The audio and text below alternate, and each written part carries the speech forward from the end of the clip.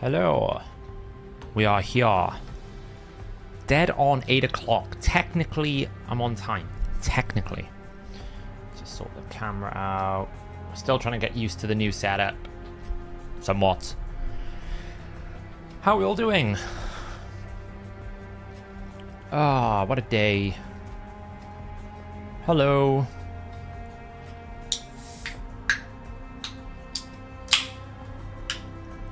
Why not set the stream for 8 p.m? Because I was actually planning on getting here like 15 minutes ago, but I was still trying to fix all the different bugs and errors and mistakes that happened from getting a new PC. So we fixed the transitions now for my stream deck, so we can actually change scenes much better than what we were yesterday.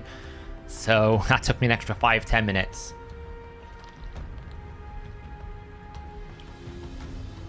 We'll talk about the champion training. We will talk about it.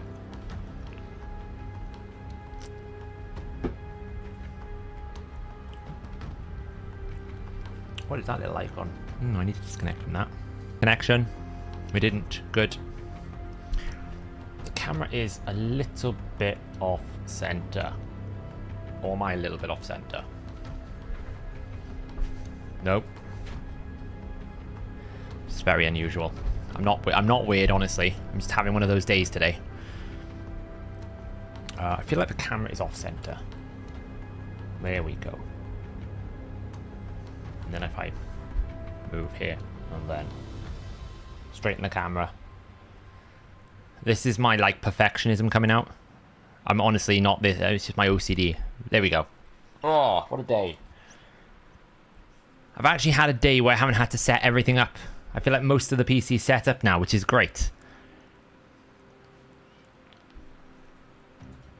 Yeah, it looks off center, but it's actually not. It's like aiming correct, like directly at me here. See? It just looks off center for some reason. I don't know why. Maybe it's not center.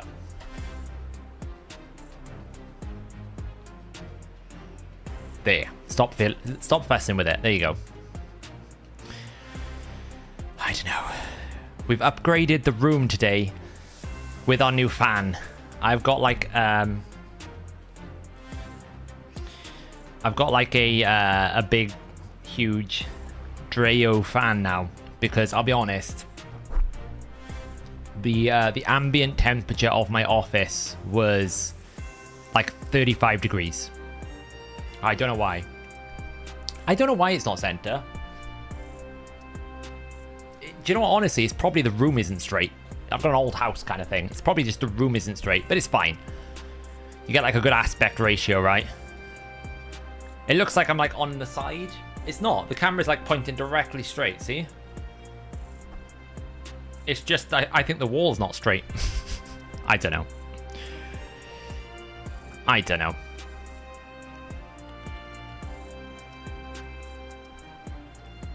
My room was terrible. So I've got now a nice huge fan right here that's just pumping cool air at me, which is a dream. I can actually work. Yeah, I've basically got an air cooler, like an air purifier, that's basically going to eat up all the room dust. And I've got a huge air tower here now. And my PC is no longer on the floor, it is on a desk. So basically the air filtration and the quality of the air is so much better. It's huge. Oh, it's choking on something. So my room quality in terms of air now is just way better. Way, way, way better. So I suppose we better talk about this new champion first before we get started. Let's turn this music down a little bit. It's a bit loud. Basically, it's Hotatsu without the hoe, right? Yeah, we did hit 20,000. We're going to do a special podcast, I think, for the 20,000. We haven't quite figured out what we're going to do to celebrate, but we do want to do it. I'm kind of like trying to pick up momentum again after after we lost, after my PC died. Kind of, I'm trying to like get back into the swing of things now. So Yeah, it's still not rained here, Hershen. I'm still waiting for this figment of their imagination, this rain that they supposedly are talking about. I've still not seen it. It's not appeared. So yes, we've got Hotatsu without the hoe. Or as I like to call her, a golden Chinuru. She looks cool, to be fair. This champion is one of those that looks better than she actually is.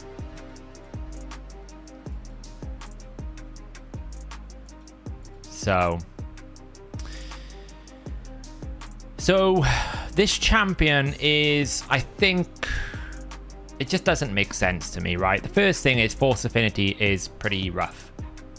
Right, pretty rough. Is that like a fanatic just like pulverized on that spike? Poor guy. Like, this is kind of cool, I guess, but the problem is she doesn't like really remove any block debuffs, so it's not great. Then you get a single double here. She places the buffs after she's attacked, so that's not great. The passive is very good. What makes her very strong is this passive, but also what makes her dependent, in my opinion, is the passive, right? If you are actually facing a heavily buffed team, this passive can go quite high. It's additive, not multiplicative, so you'll only get a bonus value. But like, if you imagine an enemy has got 5 buffs, say that you're in like a Siphi Duchess style team, you normally get like 5 buffs out on the enemy with a couple of stone skin bolsters thrown in there. It's pretty easy to face a team that's got 5 buffs on 4 different champions. That would be 20 buffs. You can walk in with like 60% more crit damage. It's pretty good. Problem is,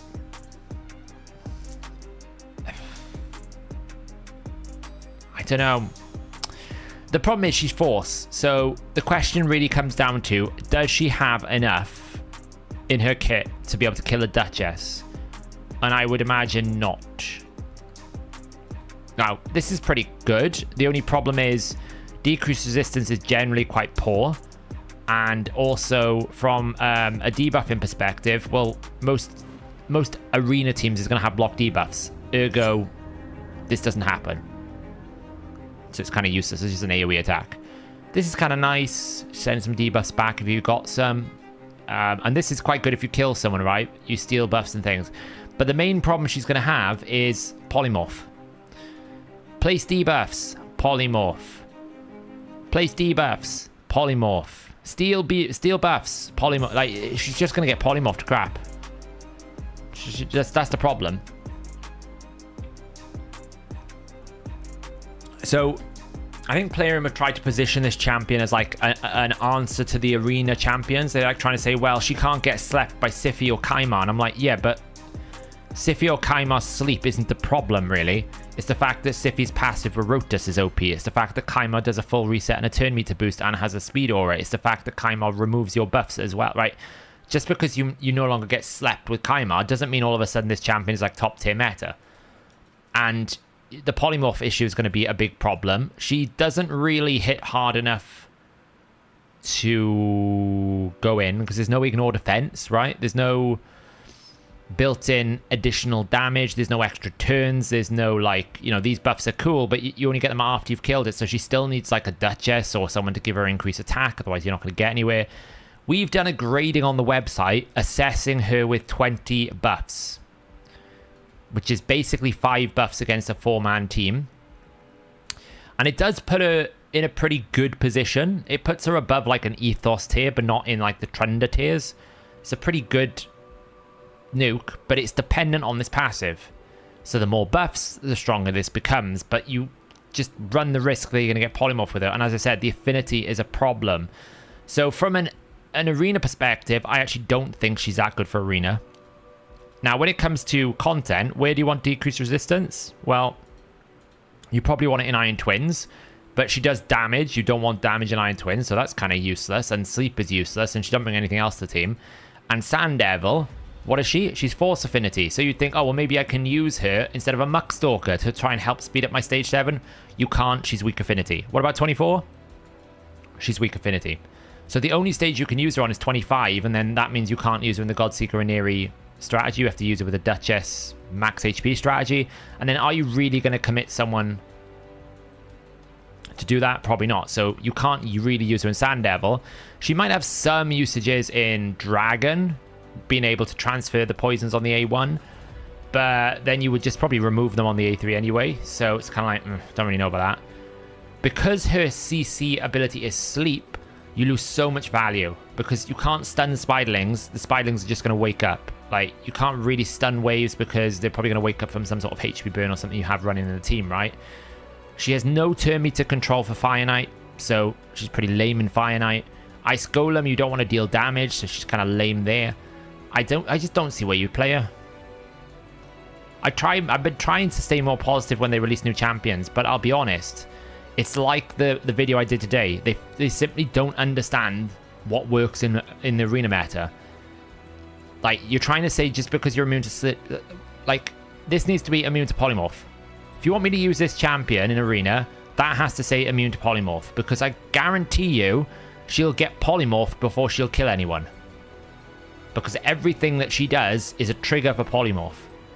So I don't know. Hey Phoenix, how's it going? Welcome. So yeah, I'm not really going for. It's 3% of, isn't it like 3% all? I'm pretty sure it's 3% of the target's HP. I mean, it could be the 3% of the allies, I guess. It's a fair point. I probably messed that up, Daniel. But you get my drift. It's puny damage. It is puny damage. They are pushing decreased resistance, but then I actually think, like, I've got Loriaka now. Fused her today. I think there's a better decreased resistance. Why? Because at least you get, like, something that helps the team. A 3-turn push and a passive that's more impactful because I can get back round to this ability. I only really care about Loriaka's A3 and this ability. It's actually quite good. It would be nice if it was a cleanse, but it helps boost you around. I think she's a better decreased resistance, right? I don't know. My group so far is looking a bit rough, I'll be honest. This guy's already started. But that being said, 10,000 for a legendary book? Absolutely worth doing this tournament just for the side rewards. Just do the side rewards and then see where you're at. I actually need to do it because I have this monthly quest that I'm going to need to do. So I'm going to need to do campaign runs. So I'm going to basically get my legendary book, and then, you know what, if there's a shout for it and I don't have to burn too many resources, then I might go for it. But if I don't get her, I'm not really going to be upset about it. I'll be fine. I'll live. It's like Altan, I feel like. Altan of the Shell. You kind of get him and you're like, oh, well, I can't really do anything with Altan. That's kind of lame.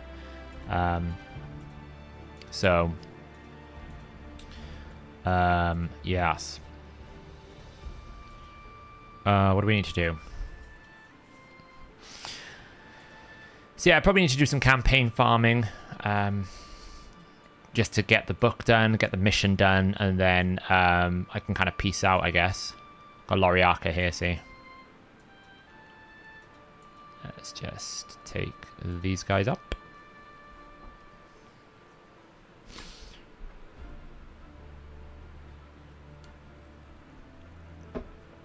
Let me just say her damage goes down a lot.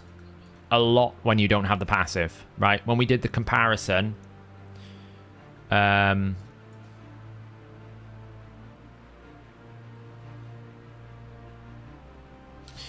once we did the comparison, right? So her AoE went from, on an index of about 22,732. That was with 60% crit damage. It went down to 16,000.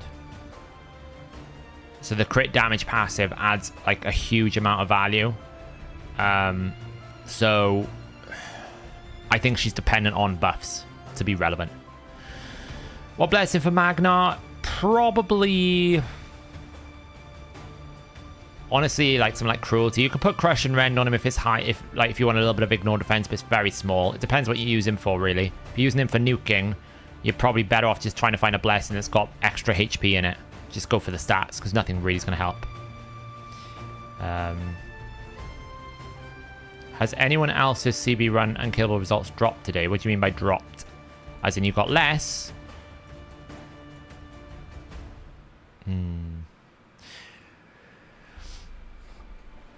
Well, I mean, this is the problem, Daniel, right? So firstly, you've got to overcome the polymorph issue. If you manage to bypass polymorph, then you've got the block debuffs issue. She doesn't remove block debuffs. So if she's not going to remove block debuffs, then you're in another situation. Okay, well, you need to first get rid of the block debuffs, but then do you just end up making her hit less because she's now no longer can do that? And then you've got to place the debuffs, and then you've got to bypass the fact that you need resistance and need accuracy, and then you've got to get over the fact that Resurgent might proc, or they might just cleanse it, right? So there's just so many conditions to get that decreased resistance that is actually totally irrelevant. If anything, you don't want to place the debuff. That's how bad it is. So it's been running 73 on average, but today only 69. I mean, that just could be RNG. You could have had just a particularly bad low roll for damage today. Nothing else has changed in the game code, so.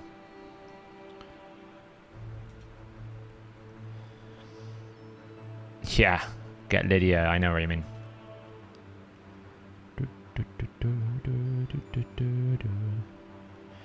It could be 3% in a lot of decreased defense, one guy. It can happen. I mean, if it was like 10 million, it would be different. But if you're within a couple of million, that just tells me that you probably missed a few decreased defense. Maybe just check your builds, make sure everyone's got the right accuracy level still. Maybe someone lost a bit of accuracy, didn't realize. But just double check it. But it's probably just a bit of bad RNG, if I'm being honest. Can happen, right? Mine can fluctuate. Like if you, especially if you throw in more RNG things like Phantom Touch and different things like that. If you low roll everything, then it can drop. So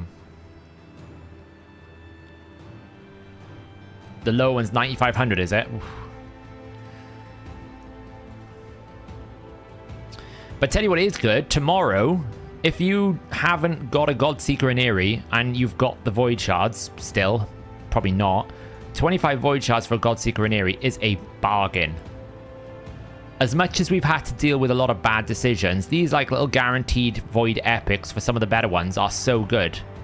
Like, just being able to pick up a Demitha or being able to pick up Godseeker in Eerie. Like, Godseeker in Eerie is by far the best Sand Devil champion you can pick up right now.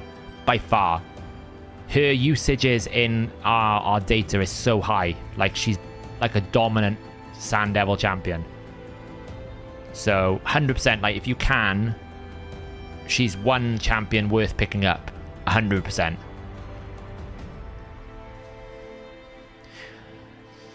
So, if you've watched the episode today, what I don't really understand is they've introduced a new champion. We actually know literally nothing. I don't even know if there's a bio. Should we have a look? See if there's a bio. Where is she? Oh, there's a bio. Okay. When Tatsu, I'm going to call her Ho from now on. When Ho was a child, I can't do that, it's terrible, isn't it? Hi, Worsty. Her family was caught up in a hunt for dissidents by Mikage troops. To teach other village the importance of this, odds execute everyone they captured, including every member of Tatsu's family.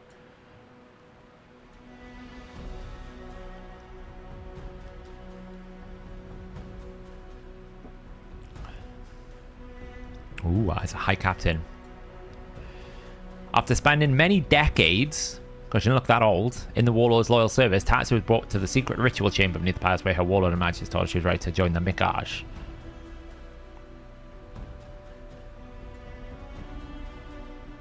Demonic blood and dark magic were pumped into her veins. Okay. She was mighty, immortal, and blind.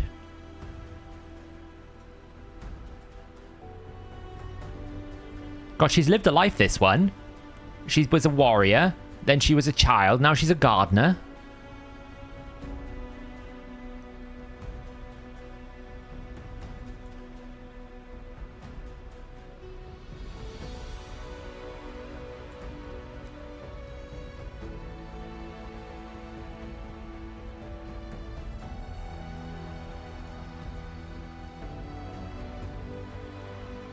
God, there's a lot of writing here. There's probably more plot in this one bio than there's been in the entire Call of the Arbiter so far. After many years, she was shocked to find her demonic magic helped her senses.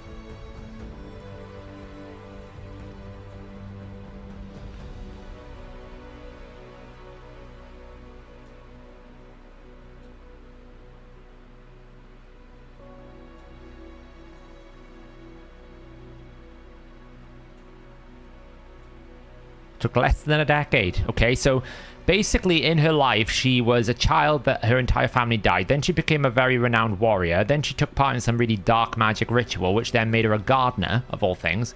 Then she took down an entire autocracy in less than a decade after she discovered she can use her powers.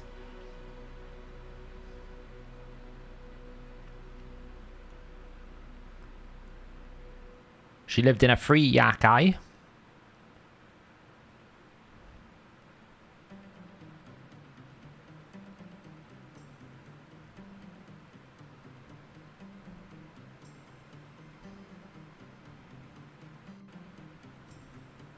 Oh, now she's in prison. So that's where we must pick her up, in prison here. She had spent 10 years as a blind gardener.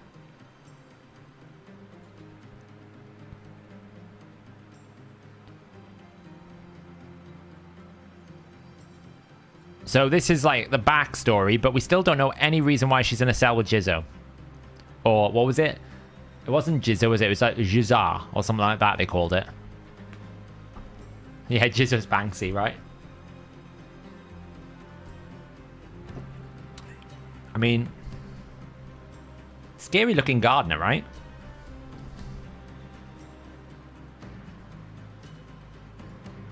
But fair play to Plarium. They've put a, you know, these aren't just like lame little text things. They've put in a lot of effort into these backstories and some of these bios. I felt quite connected with Jizzo. I've not felt connected to Jizzo before. Normally I just feed him. They chopped off his arm just because he liked the human. That's pretty harsh, really.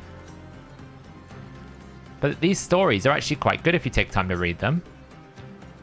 Obviously, we don't have them for many champions. But they've been adding them bit by bit. I think they added it for Bad Alcazar. There you go.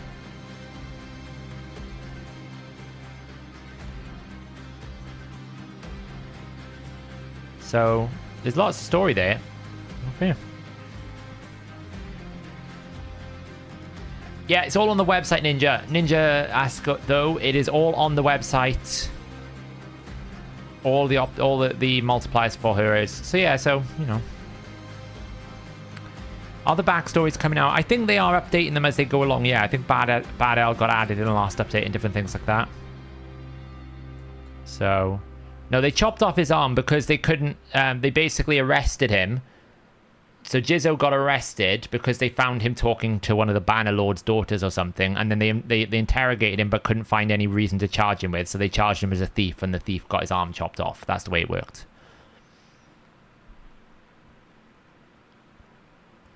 Oh, is Samar's... Gnut's brother. Gnut is the next episode, right? Gnut. And we got 3 more to go. We're going through it quite quickly. I mean, as individual backstories, they've been quite good. The only thing that I'm worried about is, what is the overall arc? Like, what's the story? Why are we calling the Arbiter? For what purpose?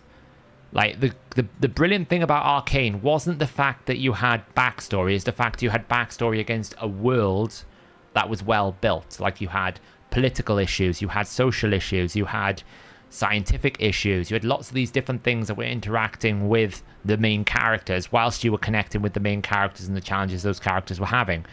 Where at this point, all I feel like we've had, and it could just be because they haven't got enough time, is this is Gaelic, this is what Gaelic did, this is Aethel, this is what Aethel did, this is Kael, this is what Kael did, this is Elhain, this is what Elhain did, this is Arbiter, we don't really know what Arbiter did and why she's not here, but she is here, and we don't really know who she's fighting other than the darkness. We don't really know what the darkness is.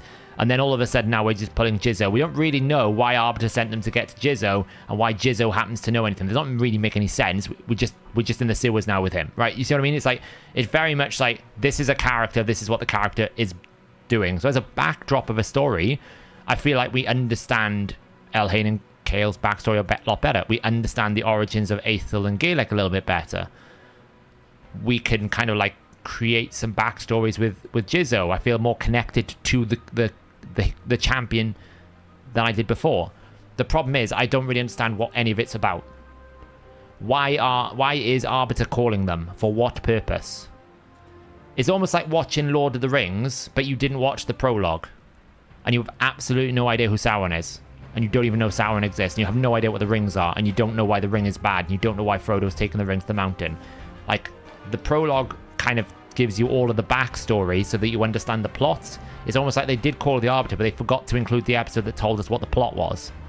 And I still think you could do that within 5-minute episodes. So that's my only concern with it at the moment.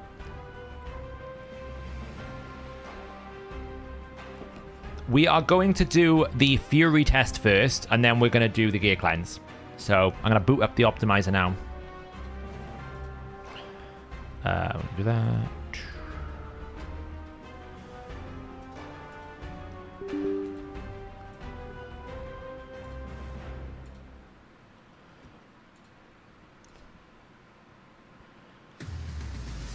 Look at this piece that I rolled during CBC.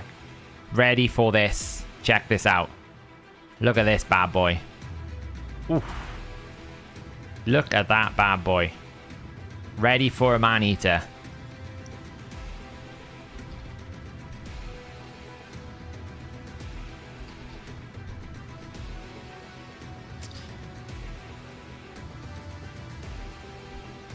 The annoying thing is, right now in the marketplace, there is another 6-star man-eater. I don't have... I wouldn't do it. But I could literally have 2 full 6-star man-eaters if I wanted to.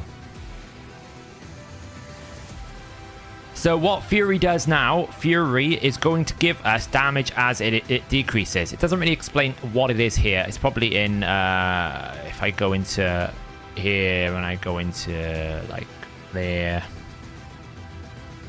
We go into like artifact sets. Like, this is where you have to kind of find it because it doesn't really tell you. And then like you've got to go to like one of these things.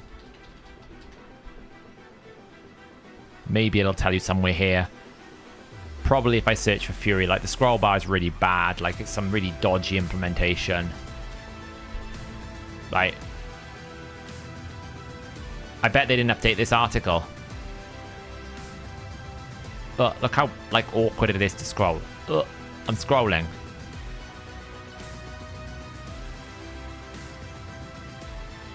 I can't really scroll, so I have to do this. Well, they've updated some of it. Oh, it's a bumper article. Have they updated it? Have they updated it? Fury, they have... No, I mean... They haven't updated it. So basically, I'll tell you what it is. When you are 100 to 75% HP, you deal 10% bonus damage. When you're at 75 to 50% HP, you do 25%. When you are below 50% HP, you do 50% bonus damage. The old way, it was like every 5% you gained 5% up to, or every, I think it was like for every 5% HP you lost, you gained 5% or something like that, which basically meant when you hit half health, you did 25% bonus. It stacked to 25, so you had to get a half health. So essentially they doubled it. So what do you think about Ninja and a Fury and Set Clan Boss? Well, we're going to have a look how good it is. What we're going to do is, yesterday on stream, we ran the Mr. Diethy team, my Lix Eater. I haven't looked at what affinity it's in right now. It's in Force, great. So we can do a like for like. So we basically ran this yesterday. Let me show this on screen. Does it work now? It does. Yay, Stream Deck works. We ran this on stream. That was magic affinity, actually. So oh, it's actually really bad. It's bad for the Seeker and bad for the Countess Lix, which is kind of bad for Weaken. But hopefully it's all right. We'll find out. We can't really do anything about the fact it's gone to Force. It's a bit awkward. But what we want to do is look at the Man-Eater numbers, and we want to see, do we see a massive difference? We're going to put the Man-Eaters in Fury and leave the rest as it is, because Seeker, like, Countess Lix is incredibly fast, as is, you know, these guys are locked, and we would want to keep Relentless for Diethy. So we're going to run the Man-Eaters here, and we're going to run them in Fury and see how much more damage they get. That's the plan. Obviously, we want to try and match stats more than anything else. It's going to be the challenge. So, yeah. That's the plan.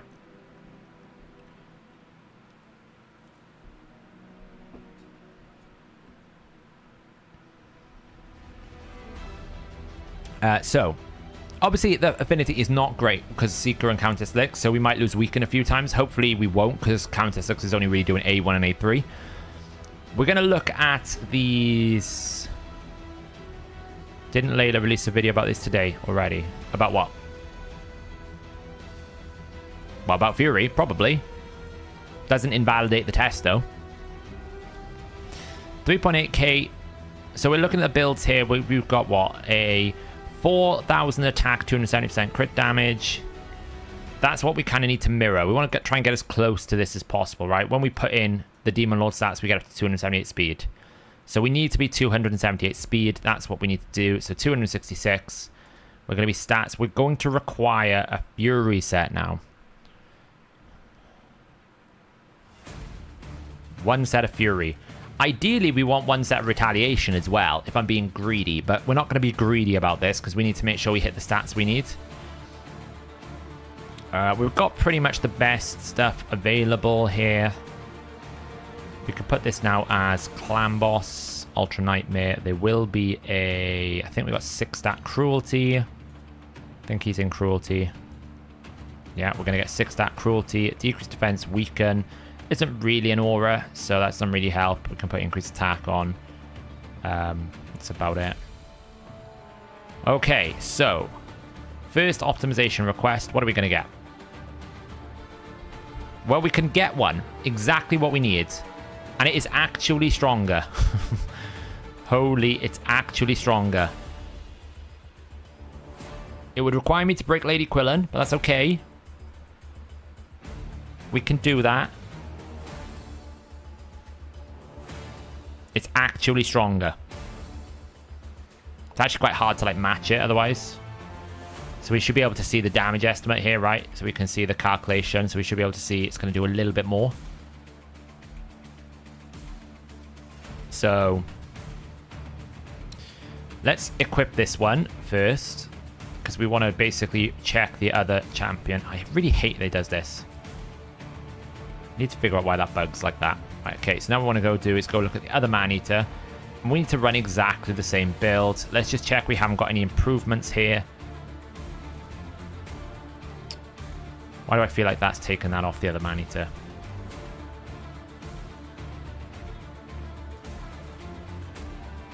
Oh. Select artifacts. I feel like that's on the other Man-Eater and it's just not showing, which is really frustrating.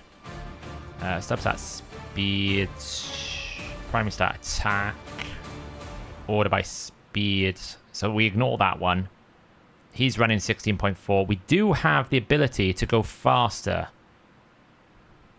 but we lose the attack percentage. But we do have the ability to get a faster build, potentially. I wonder what happens if we give that a roll to 12.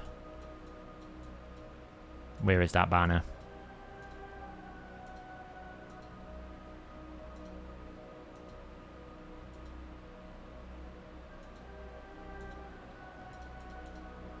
Do we get attack percentage? We don't. Okay, so it's probably not worth swapping that. He's in pretty good amulet, pretty good ring, so he's pretty much where we need it to be. We need him to be, I think, 266 as well. Let me just double check that. We just need to find the link for the old, the Dithey Eater. I'm pretty sure he needs to be exactly 266. Glyphs wise, we're going to put some similar glyphs in here. 3, 5, 5. Cool sets. We're going to require Fury here. Hopefully the other set is now excluded, so we don't have to have it in here. Battle, we're going to pick Clan Boss, Ultra Nightmare, Maximum Cruelty. It's much easier to do now that we've got the stages tool built in. Configure, let's go. What are we going to get?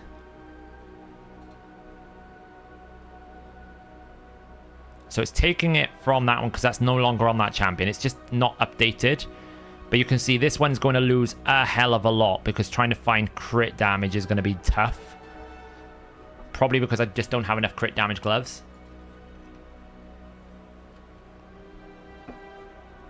So what we can do here is we can basically press include required artifacts regardless of lock status, and it can kind of tell us what we can get. But I think it's going to basically take it off the other champ, which I don't want to do. It's going to be awkward. Don't know how to do it.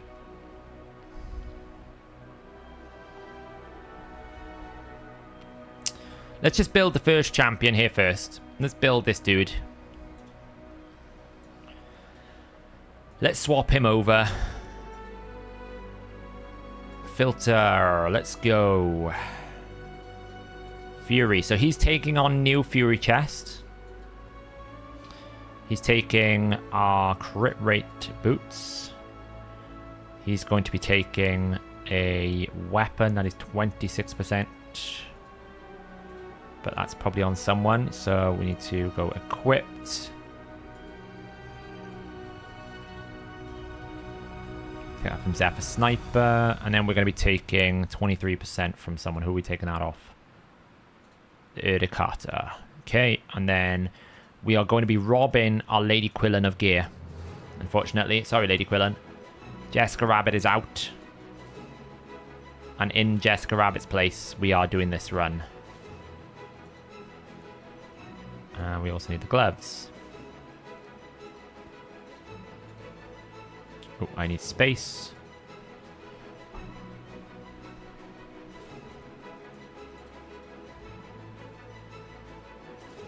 Yeah, I do use lock priorities. Normally I don't ever include one, but I need to make sure that the right things are being used, if that makes sense. Right, so that's in Fury now.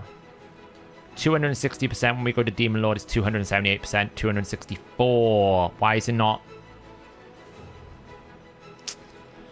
Because I've done this before. Now I need to do it without... I need to reverse the process. Oh, Lord above.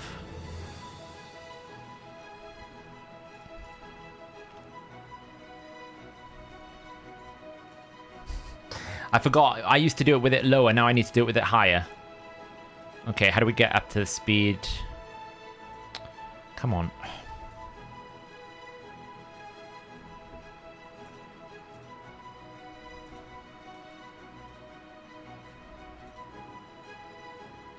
It's better.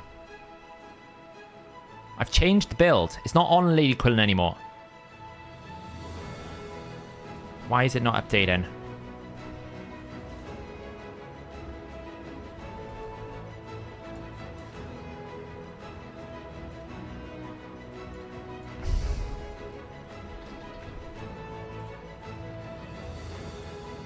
Live refresh. Do we have a problem in the log or something? Why is this not updating? Like, she clearly doesn't have it anymore because I've changed the gear. Okay, fine. Let's do it this easy way. Restart the extractor. Clearly something's going wrong.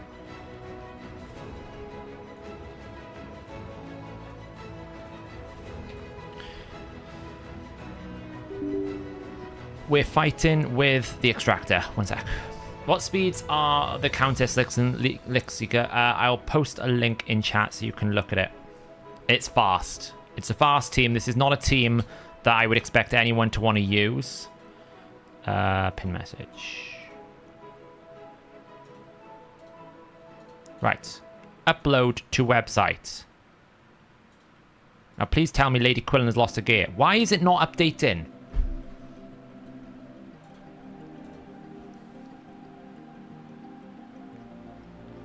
Why is it not updating? Live refresh. I've changed the gear.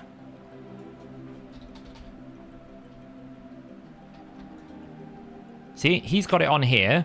If I go to Lady Quillen, she's still got it. I don't understand how this is doing this.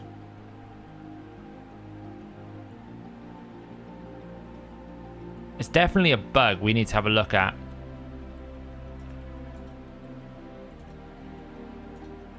Like, it's showing her as having it, wearing it, but she's not. He's wearing it.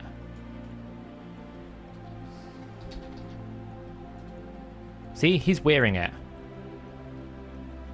Hang on, let me bug report this to Wolfie. I know he's looking at things today.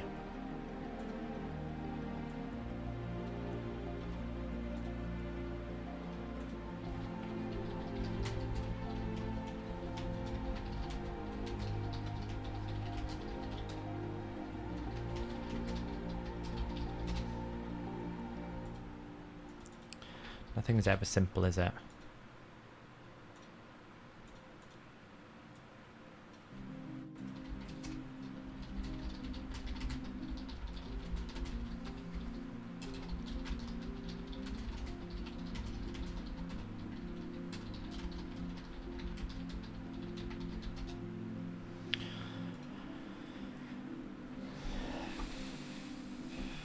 I've just pinged it over to Wolfie to have a look at.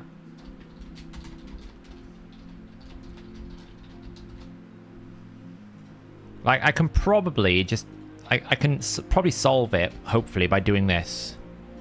If I go to Maneater and I basically take that off, just put that over there, and then I put it back over there, that should solve that, right? If I just do it this way. And if I do primary like resilience,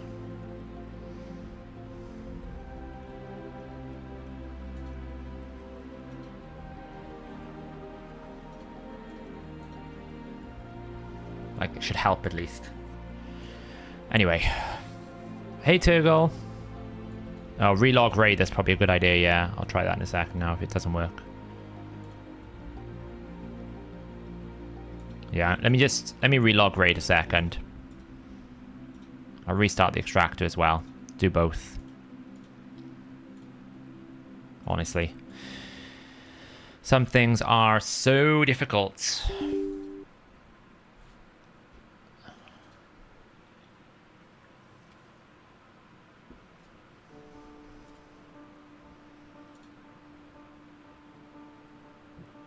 Okay, so did that work now? Yes, but I manually took that off. Did it take it from Urticata? Yes. Okay, I think we're good now. Honestly, that was hard work. We probably need to figure out what caused that. That's a really annoying bug. Right, so got to do some slight adjustments there because I forgot now area bonuses are included. So I told you need to be 278. It's almost like it went into like some sort of cached version. It didn't do anything. I need exactly 278. But you can see I'm going to start losing crit damage here. So what we can do is we can say, include that, optimized, I'm on the wrong champion. Honestly. Let's try that again. Destroy set's pretty bad. I wouldn't use it. So this looks like it's fine. All I need to do is swap over to this weapon here instead. So that's good. So I can swap that out. I can swap Fury in. Fury. We can swap in this weapon here, right? Looks good. That gets us back up to hopefully 278 when we're in there. 274. Okay, so we've got to lift a little bit, have we?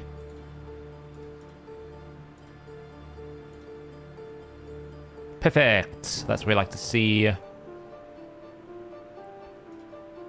haven't got any silver at the moment, so ideally I'd need to boost that up. Right, so one man-eater is done. So now we need to go and do the other man-eater. And that man-eater needs to be 278 also. Which is fun. But we can't really take from the main man-eater. So this is where this is going to be hard now. So what I can do is I can look in here and I can go, okay, give me any Fury set that is equipped. And we can have a look who's got it and see if anyone's got locked status that we don't want to have locked. Like, could be that I'm using the Fury piece on someone who's locked and I shouldn't be. I don't know if there's an option for locked here. I don't think there is. I think I'd have to do that on the champion page. I could probably do it here, right? Champions. Go into the card for your reset. Locked. Lock priority 1 with the gear set of Fury. Okay, so basically the only champion we're not is Man-Eater. So that's good to know. So what we need to do now is figure out how to solve this problem. Which is, how do we actually get enough damage on this dude at 278 with a Fury set that doesn't like immediately cost us so much. Let's just try pushing glyphs up to +4. Maybe we get lucky there.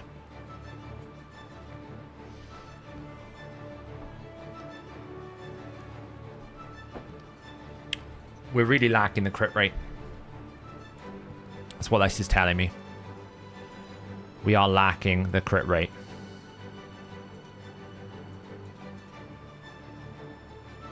So it's having to go for crit rate gloves to be able to get enough crit rate on the build. And I don't know if I've got anything left in the vault. Let's have a look. Maybe there's something left in here that I haven't picked out.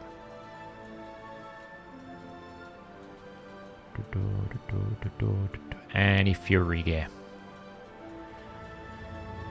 We got pretty lucky with the one Fury gear. I don't know if we're going to get lucky with any more, you know.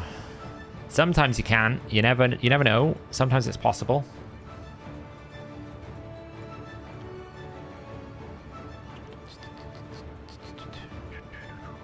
I'm trying to get them as close as I can, see, because obviously Fury will give us more damage, but we don't want to lose like so much stats that actually we're just replacing the stats, if that makes sense. Then it's not worth it. If we can get it as close like for like, then that'll give us a good example of exactly how much value Fury gives us.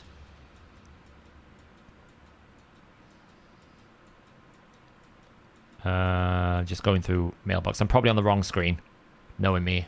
I can't remember anymore. There's a Fury shield there. Okay, that's it. Did we get anything out of there that was good? Just new. We got speed and crit damage. Okay, that rolled decently. We got an attack percent. Double roll. Come on, double roll. Do it for me. Do it for me. Oh, it split rolled. Unlucky. Crit rate? Nope. If I can get crit rate on the shield, that might help. Oh, it did. Okay. Okay, we got some good pieces here now. Let's try it again. Go again. Oh, closer. It's better. We still lose a fair amount of damage.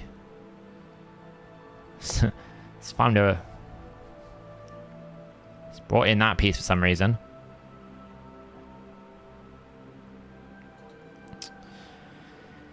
How much do we lose? So we're going to lose 17% damage. Yeah, Fury's a great way of finding bonus damage on this type of team, right? So that's... what I'm trying to do is get like for like as much as I can so that we can see the value of how much it, you know, whether 50% actually is resulting in a huge increase. I don't know if going to 5 is a good idea, to be honest, because I don't know if I've got the glyphs. It's not making much of a difference either.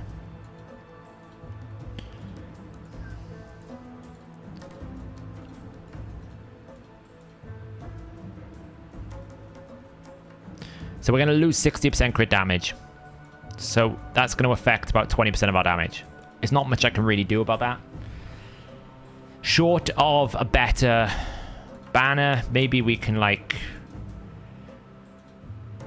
swap this banner out here. Like, do we just have a better fast? Maybe it's better.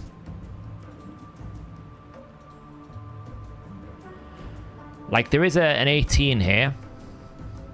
Like, we could do that. Does that help us? It pushes us a little bit higher, but it doesn't really help us at all. Unless we, like, push it back up to a +4. This is where the glyphs really matter, right? If I can get myself up into a new boundary, maybe I can find enough speed to get me there. So it's not quite enough. So we're better off just leaving it as it was, going back to... Which piece was it? This piece, because at least it's got attack percentage. I mean, there's a fair possibility there could be some reasonably good pieces down here, but... Like, if you can quad roll... I don't really want to lose 300 attack. But if it comes with a lot more speed, then you could do it.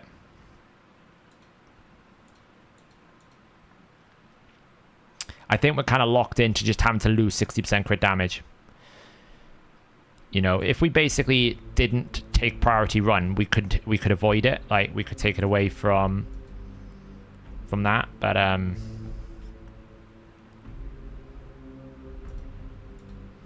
It's just because we can't get enough crit rate. Like, it's basically going to pick this weapon over here. It's going to pick this. But we just don't have enough crit rate on our Fury gear by the looks of it. So if I look for, like, crit rate, substats, on set, Fury. So we got this piece, but there's no speed on it. It's a problem.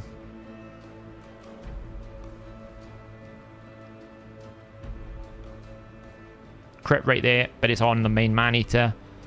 Crit rate, no speed. Crit damage. We just don't have... So what I need to be looking out for is pieces with more crit rate and speed.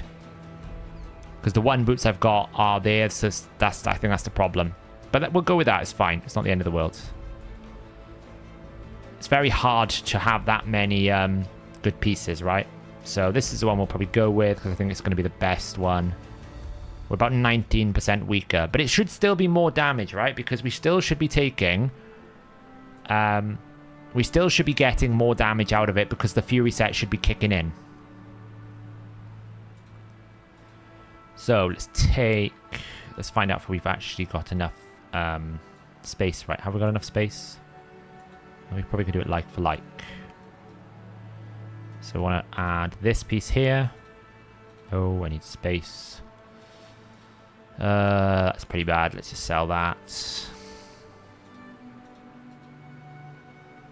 So we'll do that.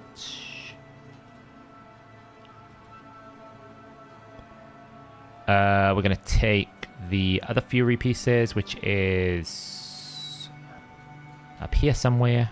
Fury, Fury, Fury. We do have a Hex Curse crit rate, so that's good. That's good news for when we need to build Hex out. Why can't I find any pieces here? Oh, because I'm limited there. I'm such an idiot sometimes.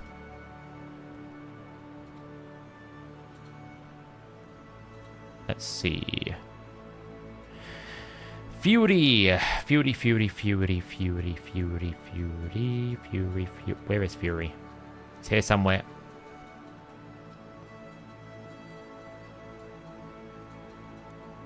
Okay, Fury. We're going to do this piece. Mind you, tell you what we should do here. Do we get lucky? Oh, we do. Okay, cool. This might make a difference. This might make a difference. It's worth a 6-star.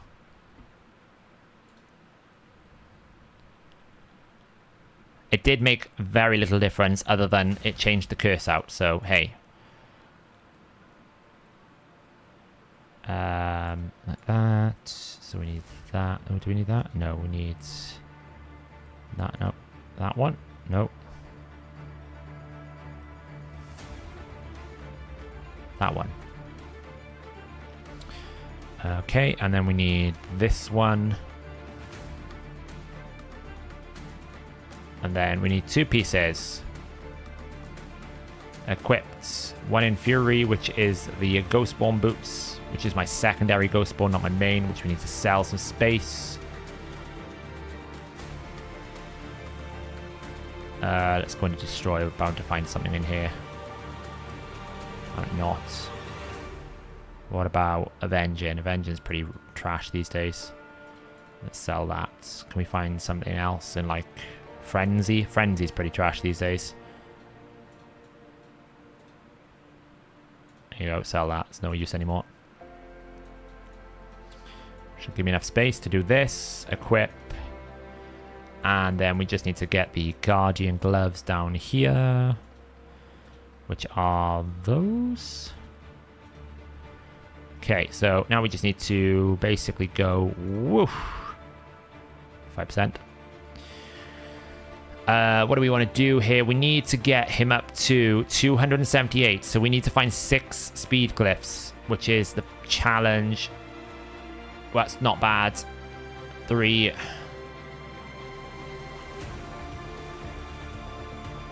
That's awful. That's 4. That's already glyphed up. It's already glyphed. Already glyphed. already glyphed. So what are we at now? 276. So we basically just need to find 2 here. If this goes +4, we're in trouble. Perfect. Okay, good. Good. Good. Okay, sorry. Wrong screen. Wrong screen. Okay. He's everywhere, zombification. He's everywhere. Can't get away from him. So we do lose a chunk of damage, but we're not too... It's mainly crit damage we've lost, right? So we've gone from 4,000 attack, 265% crit damage to just under 4,000 attack and 206, right? So we've lost a bunch of crit damage. I can probably go around here and find a little bit of attack somewhere to basically make it up to parity, you know, so that we get the same amount of attack. If I look in the build, maybe I can find something with a decent amount of attack here like that. It's not great. We could get up to another 15 attack there. So that's got us to like 39999. We need like 30 more attack somewhere. Didn't really look to see if we got a new attack ring, to be honest. Attack. What's this got? Oh, it's close. It'll never be better. 17%, 17%. Don't really want refresh, do we? That's a bad idea.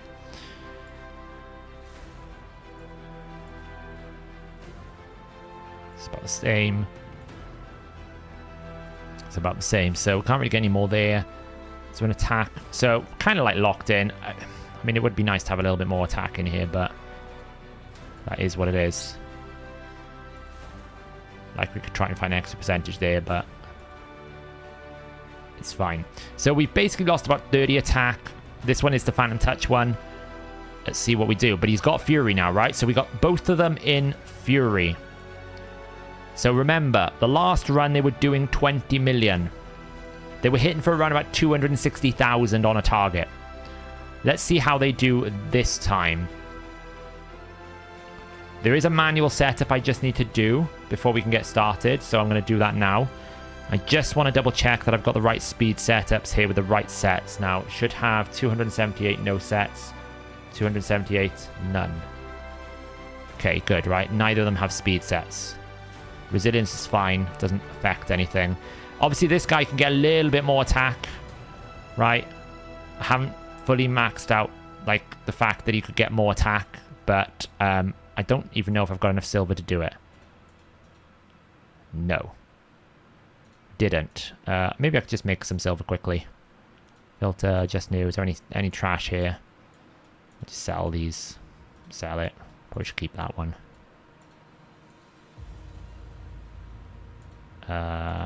We could do it in 200,000 silver, can't we? Nope.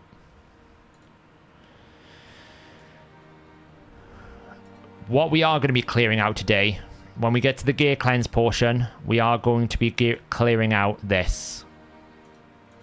All of these rares when we get to it. Right, let me jump, filter.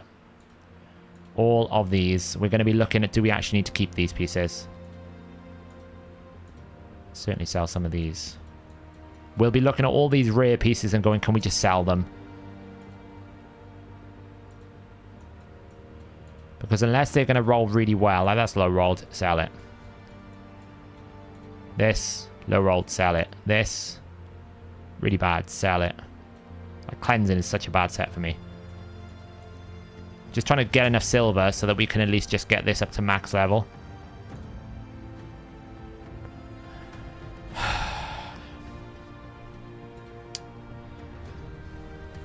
Please, game, can you just...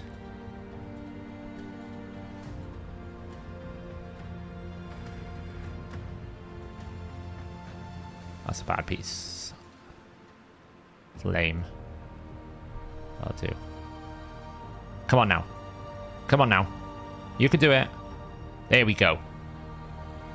Okay, so we didn't get much better. We was hoping for crit damage, but we didn't get it. So, final builds. 4.3k attack, 252% crit damage. Basically kind of what he was on already. The other dude is also in a good situation. Both of them should be 278 speed. 399. We lost 60% crit damage here.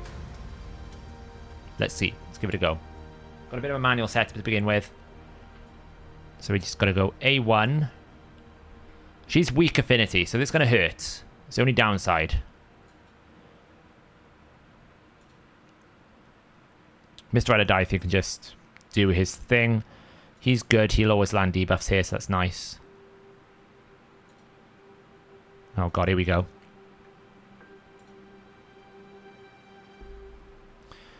Countess Lix needs to do A1 again. Maneater, there we go, got the weaken. A1. Block.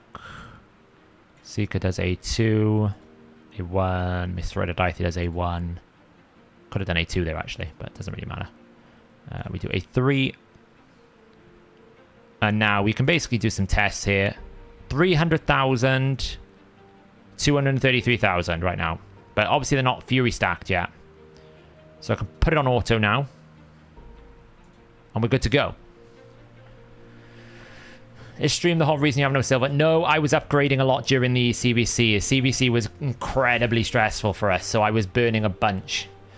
But the only problem is I haven't got any silver now to do any CBC, any clearing, so we're probably just going to have to run a bunch of Spider or something with some of the energy before we get started, because... Like, I think I need to do a bit of training first. So what we want to do now is you just want to get them on low. Now keep in mind yesterday we were doing around about 260 to 280,000 A2s. It's kind of like where we were at. We're going to clear the mules actually, but then we are going to mule.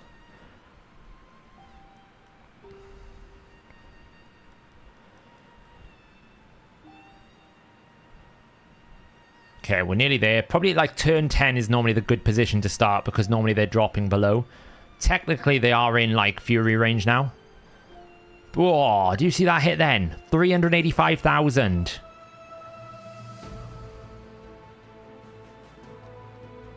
They're healed up now though, so we need to wait for them to drop HP. No, I didn't get round to it, G-Man, so it's kind of bad. I'm probably just gonna destroy gear, if I'm being honest. I'm not gonna sell it.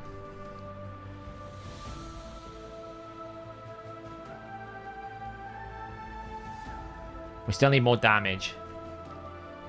We need the boss to hit us harder. A deep cleanse. It's gonna be a deep cleanse today.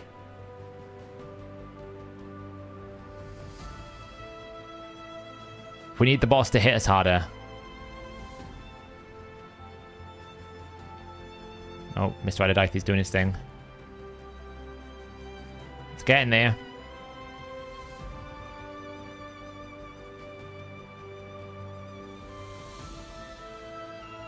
Oh, here he goes. Here he goes. The rough part is there's no way that I can really stop man-eaters these days from not landing decreased attack because you get so much sources of accuracy. It's really hard to avoid it. 284 there. I'm pretty sure the one in the middle, not the one on the outside, is the lower damage. 419,000. Holy moly. Did you see that hit? That's like Val territory. That's like insanely hard hitting. For a support champion. Holy.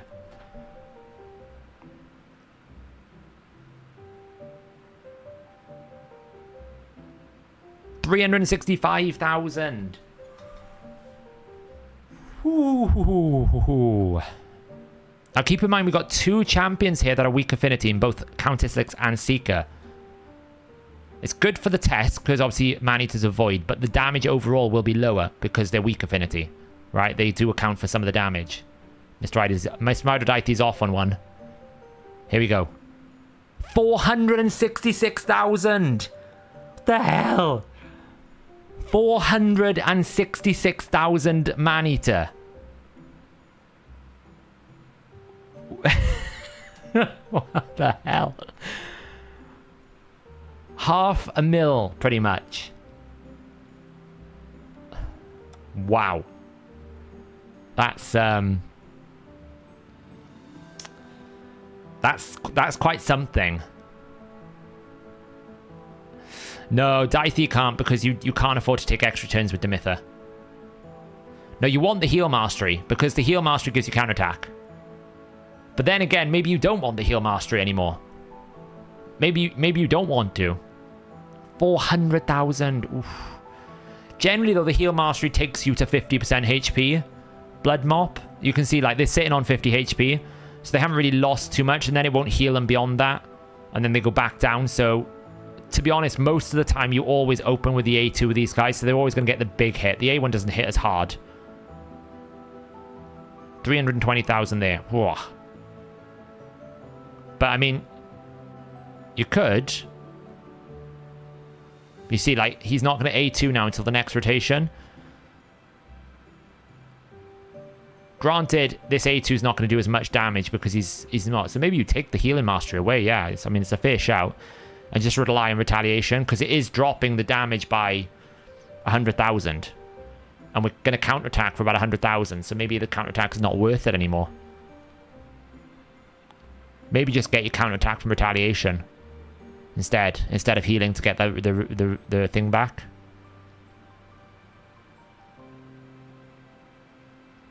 But watch this hit now when he gets it. Even the A1 is healing way too much.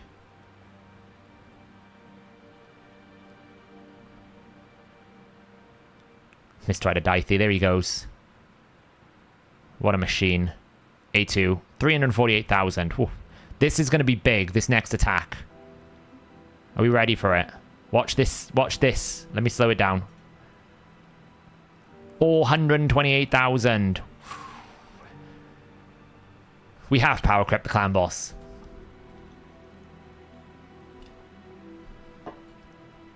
But I mean, you know...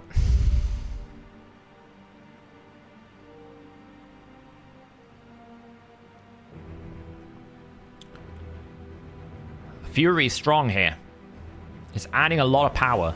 Obviously, these are like very heavily min-max man-eaters, right? So, put it in context of someone who doesn't need to hit as hard as this. And we're seeing like the success of it. Like, so here's the counterattack coming off. Do we really want 188,000? It should be okay because we should still have low, right?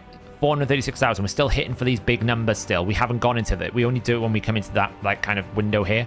It's probably the stun turn where it's bad because he's not going to attack them. But maybe we just run triple revenge retaliation instead, so you don't. Because you can see that never really heals them enough.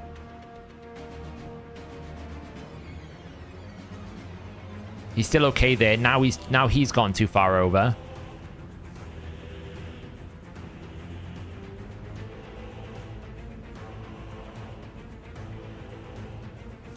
Like, we're going to waste a siphon bonus there. So yeah, maybe we do take him off.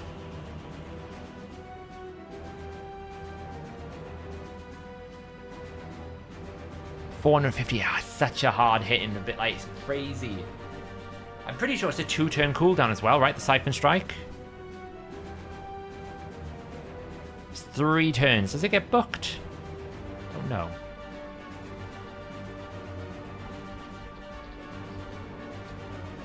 We'll have a look.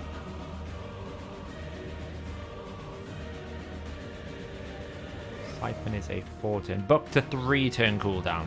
But obviously, it kind of turns into a 2-turn with Countess Licks, so...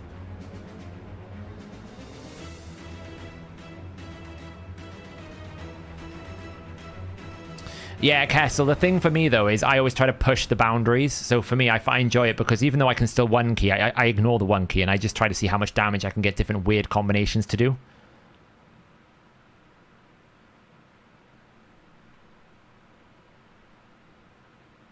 Yeah, I think the music's pretty good for this.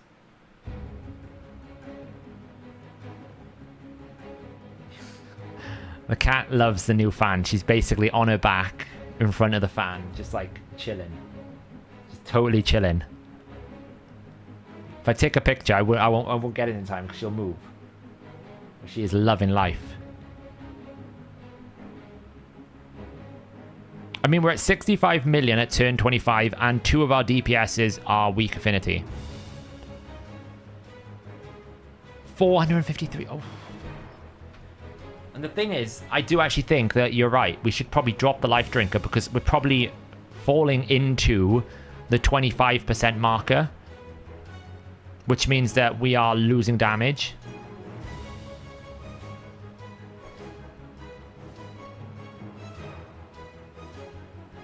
Right there. We're not there yet. That one's fine because we've used Siphon. We don't really care about the A1. It's the A2 we care about. That's the big hit. So we want that A2 over there with the other man-eater to be at 100% maximum fury, which is below 50%. So this next hit should be pretty chunky.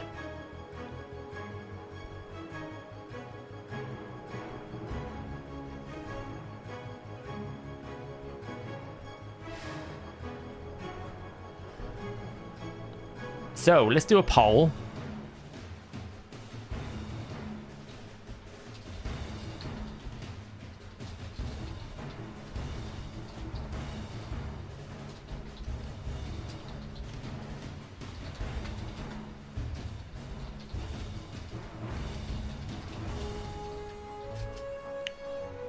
We'll go less than 20. Let's go less than 15 mil.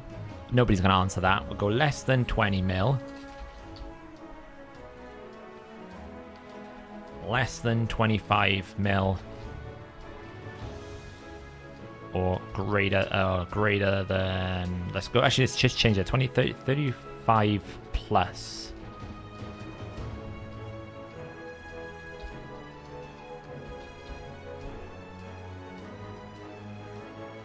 We'll go 20... we'll go 30 to 35 mil. We'll go 25 to 30 mil. And then we'll do less than 25 mil. There we go. Ask that question. Let me know what you think, guys. We'll do a poll. Turgle, thank you for subscribing and becoming a member. I can't even talk today. A member of the Minionship. Welcome. Welcome along. Glad to have you here. Glad to see you back. If you haven't joined the Discord and you want the role, head over to our Discord. I really need to have like Streamlab Discord links going out all the time for this Discord. I keep having to post it. Server settings. Let me get the link. Let me get the link. Invites. Copy. You can join here. Yeah, I think cool. If I had better retaliation, I would drop the life drinker and bring retaliation with triple revenge, right? That would be the dream scenario. Oh, cool, Turgle. It's all right then. It's not that I'm trying to brag that I've got so many members. I'm just, my head is full of so many things. So I always like to make sure people do join if they have it, so they get the perks. 25 to 30 mil. Interesting. So they were doing 20 to 22 million last time we ran this. I'm actually quite impressed that Countess Lix has been able to keep weaken up at weak affinity the whole time here. I haven't really lost it. Oh, he resisted that decreased defense. 351,000. Ooh. We need Mr. Adadithi to go on another loop here. Oh, he didn't do it. We're going to lose decreased defense for a bit.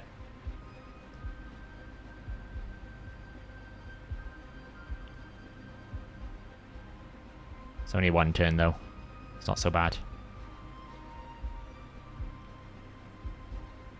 440. Wow. Yes, there is, Lennart. There is a bunch of channels that you get access to. We'll eventually do more and more stuff with memberships when I can find balance in my busy work schedule. Yeah, 100%. Like, it was pretty good already, Turgle. Like, I was a very strong, like, supporter of a Fury Man-Eater. But it wasn't such a big difference that you would, like, miss out if you didn't. Now I think you miss out a lot if you don't have him. I mean, like, look how much bonus damage we're getting. Like, it's converting them from, like, 260,000 A2s to, like, 450,000 A2s. Yeah, Fix is working on the monthly badges, but as you can imagine, he's been a bit busy, right? So they are coming.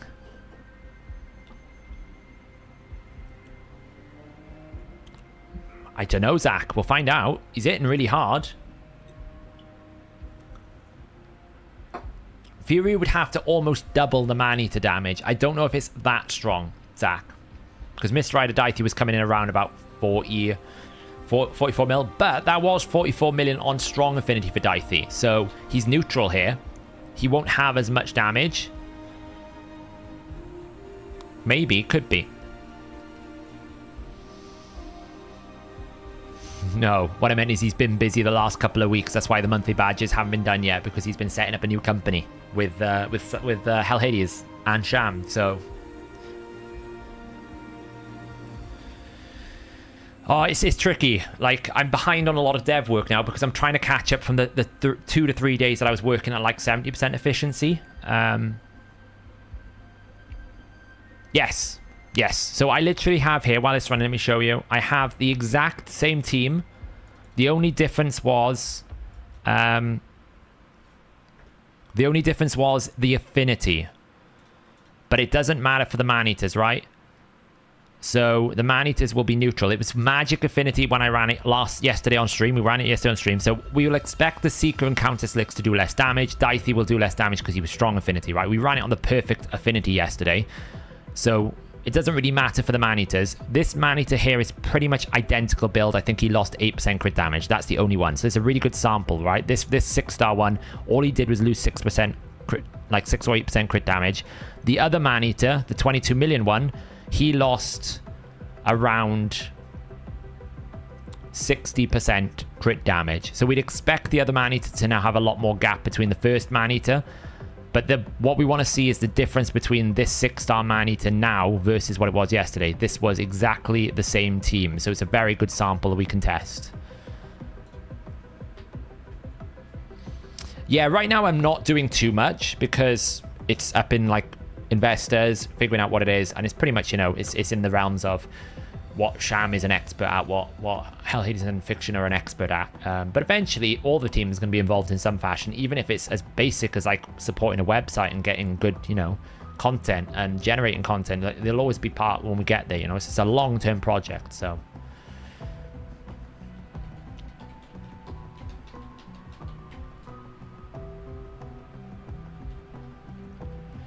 Frenzy. Oh no, we're not testing Frenzy. Frenzy's dead to the world.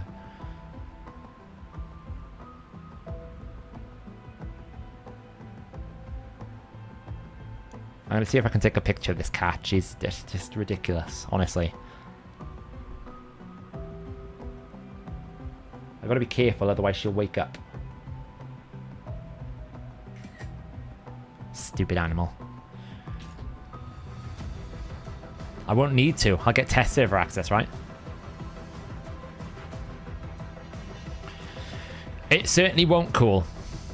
It certainly won't, I can promise you that. If I have to work 10 more hours to make sure everything's done properly, then I'll work 10 more hours to make sure everything's done properly. And if we need to bring more people in to support all the different things we're doing, then we will do so.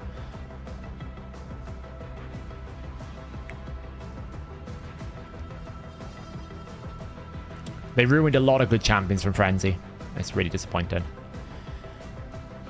I have one good Fury set. Is Manny to the best of a Batty to come to put it on? Basically, I think Fury is going to be really good for champions that give you a guaranteed 1%. Like, obviously, the one thing there is Leorius, a champion that wants to run on no HP.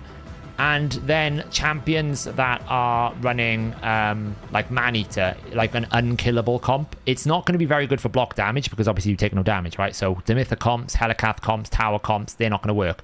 But Maneater comps, very good. Another champion we haven't really thought about, but I don't think it'll work, is Artak. Because I think you actually have to lose actual HP. So even though he loses maximum HP, I don't think it's going to work. It's a shame. I'm trying to think of any other champions that generally exist on low HP and they're fine doing it.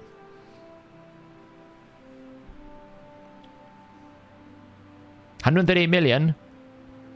26 and 27. I'm actually quite surprised that other Maneater is keeping up with the other Maneater.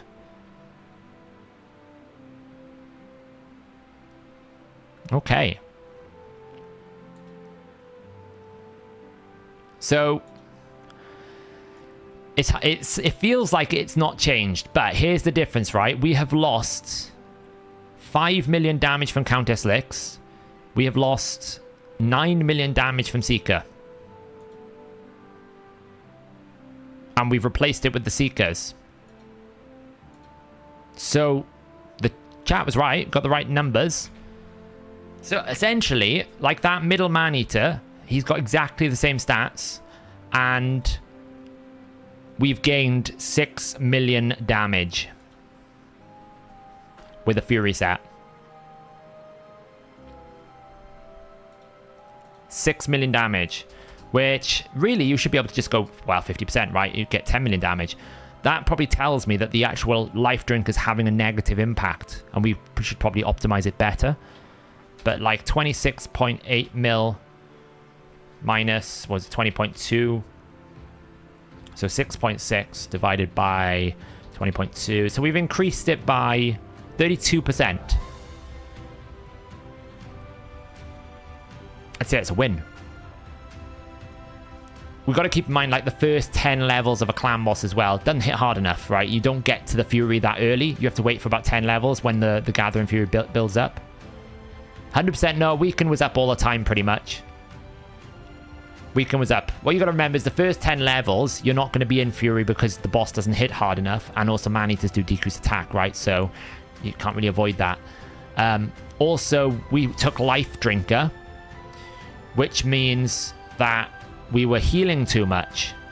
So probably we could optimize an extra 1 or 2 million by getting rid of that and bringing Retaliation set as a second piece and Revenge sets to try and replace that mastery. But what I wanted to show is the actual correlation here with, is Fury really good now? I would tell, like, that's better than a Toxic set. Toxic set on average on it's like a 2-1 will give you around about 4 to 5 million damage. Fury is giving me more, and this is only on a man-eater. This isn't even on like a big hitter, right? Imagine you were running like a Jintoro unkillable. The only reason why I'm running Relentless and Dithey is you can see how many extra turns he gets. But if I wasn't running a champion here that had a guaranteed extra turn, I would put them in Fury. And imagine how much you could do with a Jintoro. Imagine a Jintoro A3. What my Jintoro right now on a 3-1 did like 1.1 million, right? Imagine that getting a Fury boost of 1.5. That would take that to a 1.65 million. So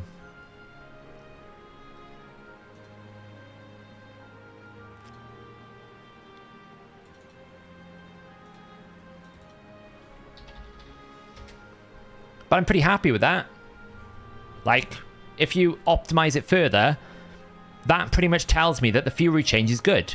Is it the best set in the game? No. But does it actually have a location now where it is an S tier pick? Yes. Man-eater. And I think 100% S tier pick for Leorius. Right? Leorius, he's designed to run at 1% HP. You don't need to bring Swift Parry because he's going to have built-in unkillable as long as you don't get block buffs.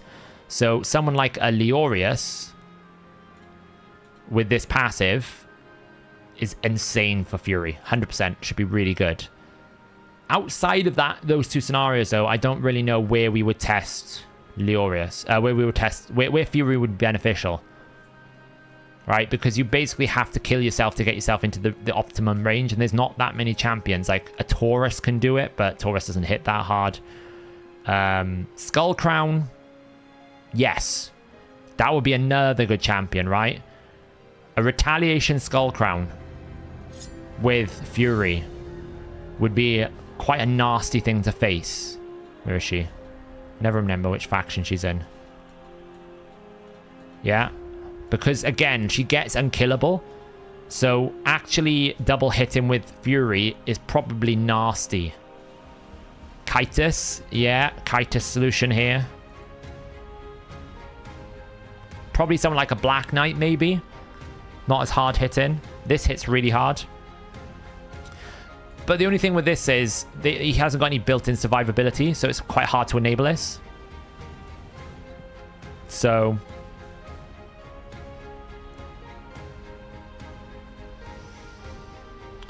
how many champs ignore unkillable? I think it is... There's more that ignores block damage than unkillable. Like, Baron doesn't ignore unkillable. I think Rotus and Jorgid ignore unkillable. I'm pretty sure... does Aileel? I think Aileel does as well with this ability.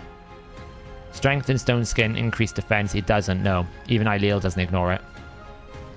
Very few champions ignore unkillable. Would you have them? No, I actually think Savage is better. I think Fury is better, right? I'm pretty sure I did some testing on it. Let me see if I can find it. Fury calculator. Yeah, so I'm going to be putting this in the video when I record the video on Fury, probably tomorrow. You can see that if you're actually at 50%, ignore these numbers here because they're... it should be these numbers here. It's actually calculating off the difference here. So we can see if we had a raw hit of this here, which was... I think I based this off Hellhades' Leorius attack, right? So it was basically pulling M13, which was this number here, for whatever reason. But just like, say like we hit for 60,000, right? Raw. Let's put that as a number, please. Okay, say like we hit for 60,000. Where is that M3 coming up? There's stuff here. There we go.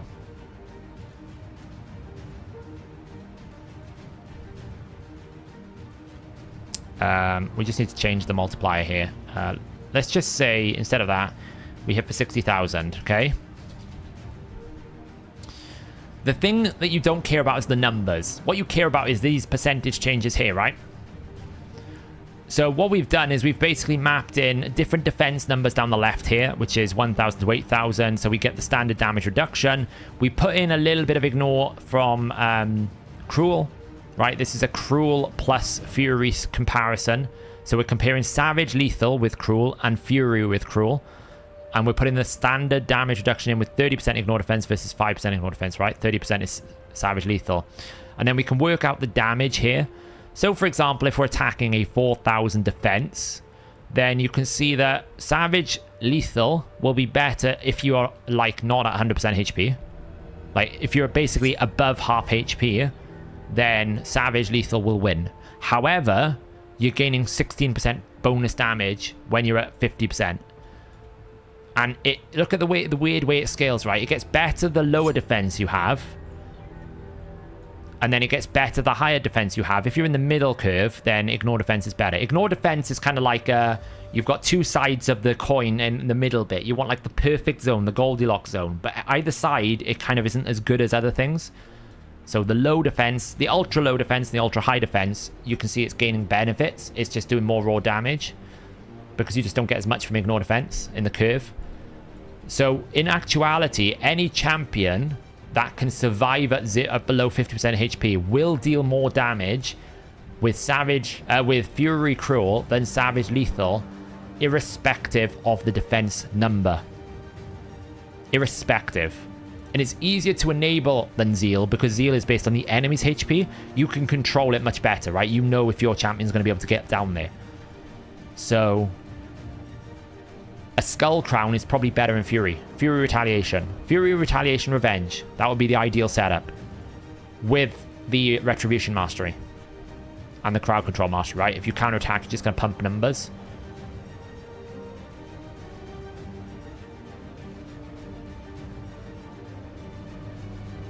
I mean, you can get caught out by it. And she won't get banned. The issue you've got with her is, can you actually stop them taking your unkillable? Because you can't get Lightning Cage. If you had like a legendary Skull Crown with Lightning Cage, aka Leorius, it's actually really strong. Really strong. What did you miss, Laszlo? Basically, we tested out the new the Fury sets, and the Man-Eaters did about 6 to 7 million more than before. Double Ancient Shop? What do you want about? Double Ancient Shop? Oh, you got 2 Ancients in the shop, right? I thought something had been released in the game then. He doesn't have to be at 1% Duchy. He just needs to be below 50%. What I'm saying is he's one of the few champions that benefits from being on low HP. So that's what you kind of want. Champions that you know can basically survive at 1 HP will benefit tremendously from Fury. You can see by quite a lot. We're talking 15% more damage. That's nothing to be like, that's a lot.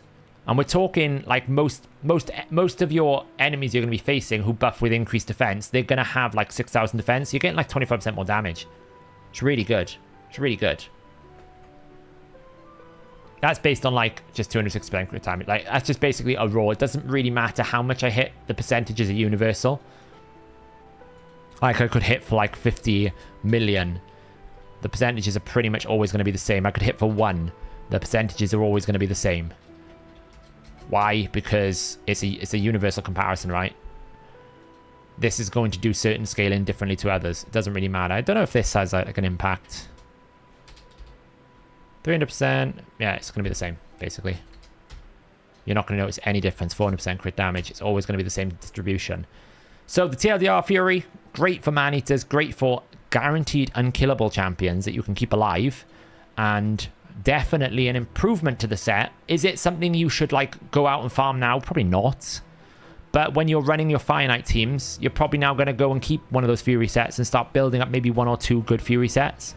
It's one of those sets I think it's going to be handy to have a couple of good sets in for when you need them. Not something that you would necessarily want to have loads and loads of, right? It's not like Speed where it can go on everyone. It's just a certain number of champions that would be really good for. Would Nogdar benefit? Probably. Because you guarantee, like Nogdar, you guarantee you put yourself in 50%, right? So yes. Probably good shout for Nogdar. It should be interesting to see. But would that bonus damage below 50% make up for the loss of damage until you get to the lower HP? That's very hard to work out, Dutchy. I'm only looking at it from a conditional... Like, you would want to look at it from a go second scenario. The likelihood is you're going to be in that 50% marker or lower, so then it's going to be better. So, generally, Savage Lethal is going to be always more consistent. It's the same thing with Zeal. Generally, Savage Lethal will be better. The only thing that Zeal is really good for is champions like our dear old buddy here, who ignores 100% defense, right? Zeal will always be better then. Zeal is the preferred option for an 100% ignore defense. But other than that, you'll always get more consistency with Savage Lethal.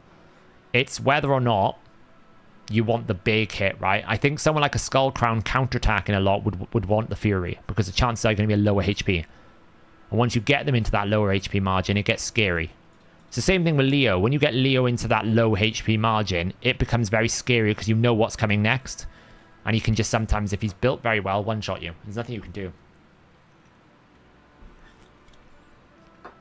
Yeah, Elegaius doesn't deal any damage. You still need a champion to have, like, fundamental damage principles. They still need to have, like, the ability to deal damage.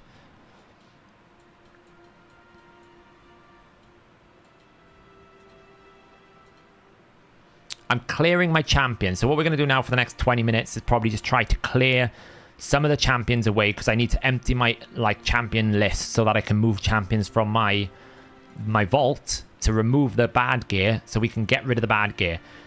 We're moving on to the gear cleansing portion in a minute. So I'm going to basically change the stream title to Prepping the Gear Cleanse. Because what we need to do is we need to free space in our champion inventory so that I can move my champions from the vault over to the main, so that I can get rid of all the bad gear from my champions, because I've got like 4-star gear on some champions. And then I can replace the 4-star gear with some of my better gear that I want to keep in case I need it, but I don't really swap around an awful lot. And then put that back into the vault. And then we can gear cleanse what is left. Like, we can go through all the 5-star refresh gear to see which ones we want to keep. Have we got enough distribution amongst all the different factions? Clear out that, because a lot of the inventory that I've got is artifacts, is like accessories I need to clear. At some point I need to get a little bit of silver back as well, because we'll need silver to gear cleanse. So I don't plan on taking the gear off to keep. I'm probably just going to destroy most of the gear, because it will cost me more to take the gear off than to just destroy it. So muling operation 2.0. We're preparing the mule. Hello. You woke up, did you? Yeah.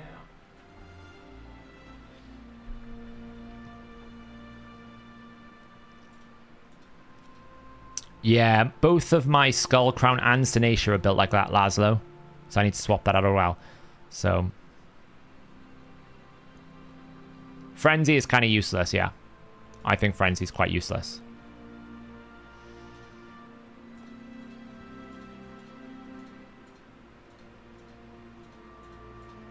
So I will do the champion training tournament to get the legendary book, but unless I'm in a tournament that has a reasonable chance of winning, like, I'm not really going to stress myself out trying to get a champion that looks pretty average. Like, it looks pretty bang average, I'll be honest.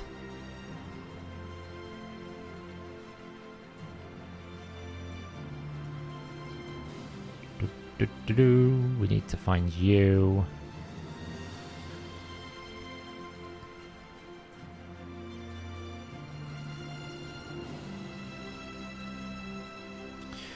Hey Juggernaut, we basically tested the new Fury set and we determined that the new Fury set is quite good on man-eaters. It gives them around about a 30 to 40% increase on my builds. And we are now just prepping for the gear cleanse. We have talked about the new champion, what we like to call Hatatsu without the hoe. Let's get rid of those, it's fine. And now all I'm doing is I'm running campaign. And the reason why I'm running campaign is I have to do the monthly quest. Is that enough? Yep. So I need, because I need to do the monthly quest, I might as well run some campaign for the champion training. Because the monthly is going to reset in like a day. So I need to like get cracking with it, if that makes sense, to get rid of some of the quests there. I got to do like 100 dungeon runs and 100 campaign runs. It's surprising. Normally I do them, but I think I just ran a lot of Nightmare. I wasn't paying attention.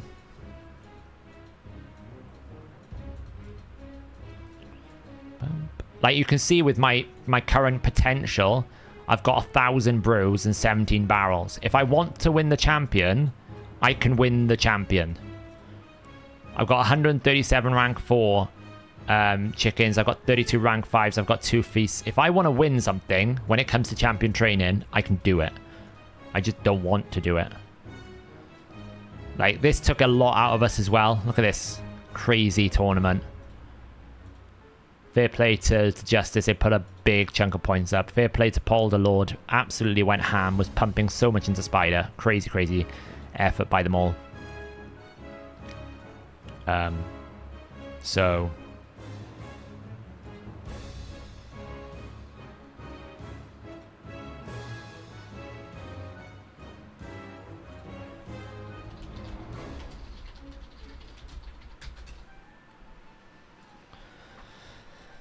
yeah, I put in like 526,000, which is quite high. Got my personal rewards out of it, which is great. Yeah, it's kind of nuts. Oh, we beat you, did we? Sorry, Samael. Our clan cluster won everything this time round. It's kind of crazy. It's kind of crazy, but like, just look at the spider points. I was looking at this earlier. Look at the spider global right now. This is disgusting to look at. Look at it. 208,000. You can roughly equate about, it's not quite true, but it's about 1 energy per point, pretty much, with Spider, the way that I worked it out. So that's like 61,000 gems worth of energy, just on that top guy alone. And all he's going to get is a rank 5 chicken out of it. Brutal, right? I'd rather the void shards. Crazy. And like, if you look at the leaderboard here, 54 million. Like, it's just madness. I don't really know. Like, there's a line that I'll cross, and that line is like beyond the line. Or across the chasm, along the adventure, and along a different like causeway. It's just like so crazy. Crazy amounts of points.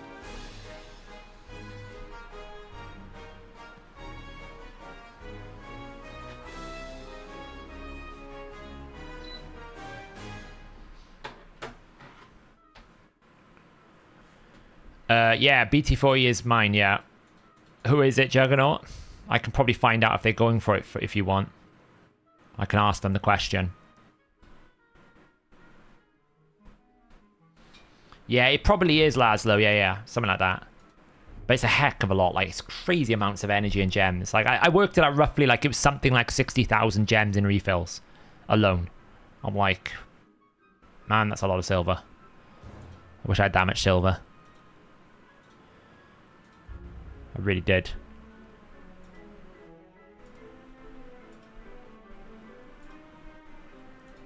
This is the only downside is I need inventory space to do all this, and I just don't have it right now, so... This is a process, unfortunately, that we must go through to make myself space.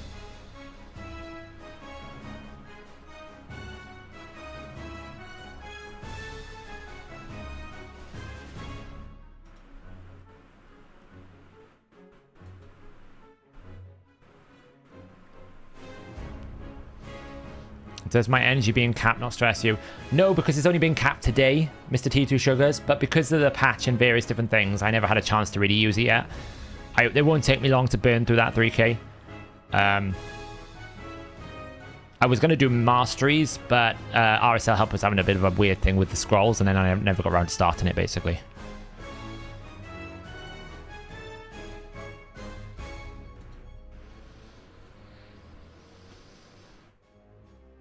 She's dependent on her passive, Alex. So if you can actually get a team set up where there's lots of buffs on an enemy team, like, she will actually pump some decent damage. The problem is, everything, like, I think the problem with her is she's just going to proc polymorph everywhere.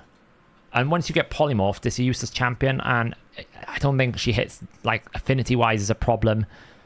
I don't know. Like, if she removed block buffs, then placed the debuffs, the block debuffs, I mean, remove block debuffs, then place it, like, a bit like what Ailil should do, then it's better, but he doesn't, so... Yeah, RSL Help is fine. It's just that RSL Helper wasn't detecting Minotaur, so you didn't have the scroll option. And I just never got around to running it, so... They'll never do it, Almighty Dobie. They want it to be a grind. They want you to have to commit almost like an initial resource investment for your champion. I don't know why, but they do. But it's clearly a decision they've made.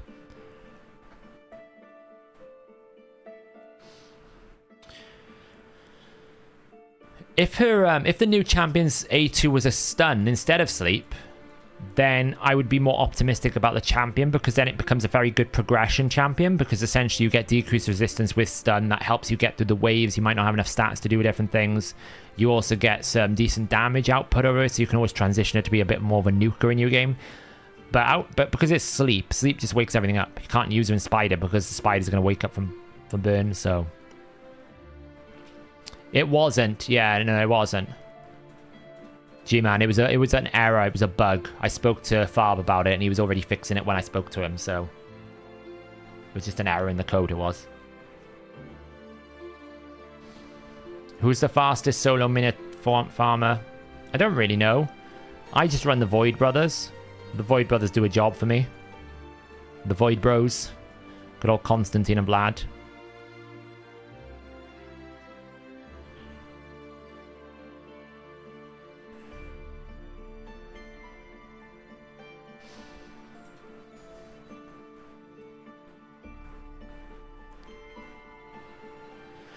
Yeah, I think the thing is, Almighty Dobie, if they add higher stages, then you're going to get more scrolls, and then it might earn up like less energy required. So that's probably why they haven't done it.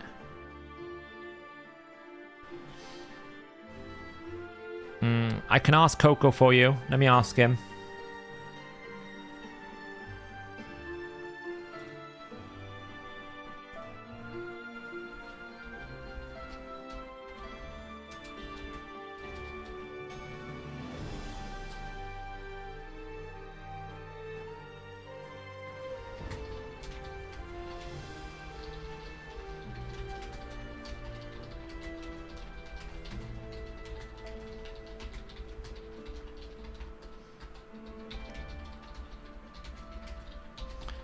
Let me ask Coco.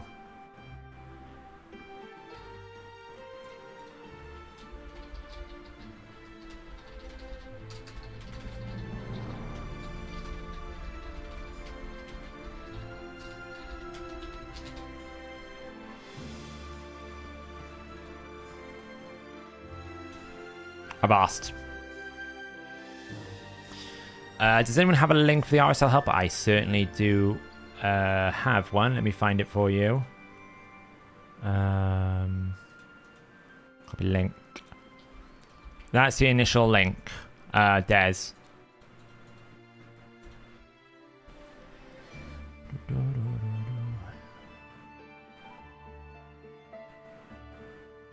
Yeah, I don't mind just doing it auto. You can just set it for the number of runs. Like, this is my normal farm team. Just run these two.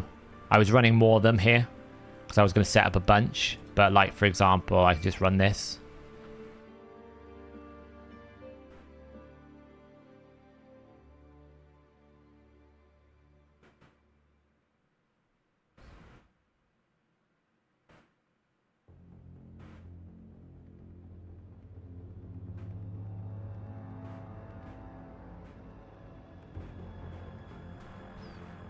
Void Brothers.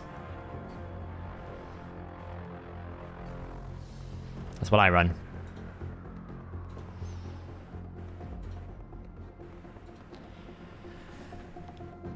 By the way, if they are the Mario Brothers...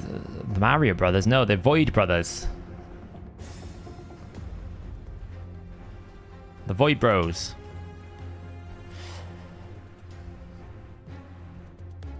If you proc Polymorph on multiple enemies, will a deflection set be able to deflect it back to more... I don't think you can... So what should happen, RZ Davis, I think, is it will deflect the set, but the sheep will be immune. Because they're already sheeped, right? You can't sheep a sheep. It won't reset it, so what will happen is it will send the debuff away, it just won't place it. That's what happens to enemies that have got immunity. You see the thing that happens where it deflects the debuff, but it just says debuff blocked. So you'll probably see it go debuff blocked when you try to send another sheep back, but it means that your champion won't get sheeped. So it is quite good. Is there a format to create a CB team, or you're too smart? I want to try. So I've been working with Softuch. I say working with. Softuch has been developing a tool that can do it. And I've been kind of giving my advice and guidance on how champions work and a bunch of different things and trying and basically saying, oh, it'd be good if we can find a team that does this. It has generated some very interesting speed tunes. It's generated the 4-1 Razzlevarg. That's where that origin came from. There you go. Lurking in the background. So we are working on that. It's kind of a bit complicated. So like, it's not got a very good UI at the moment for like us to just go, oh, here you go, everyone use this tool, which is like obviously would be ideal in the future. So at the moment we're still like kind of like fleshing it out, but there is a potential for it.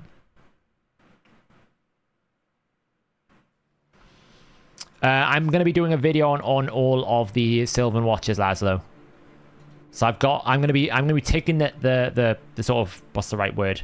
Taking one for the team to assess all of the Sylvan Watchers and actually build them out and basically figure out which ones are the best ones to use. I pretty much already know which champions are going to be good, but I want to test them so that it's not just me theory crafting, it's me actually going, I've built them, I tested them, and I found the most success with this.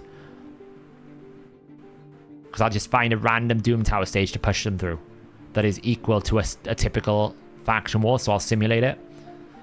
I'm like 95% certain the boss is probably going to be the ignore defense boss because that's what they tend to like doing. So you might find that the boss, like killing the stage 21, will be tricky.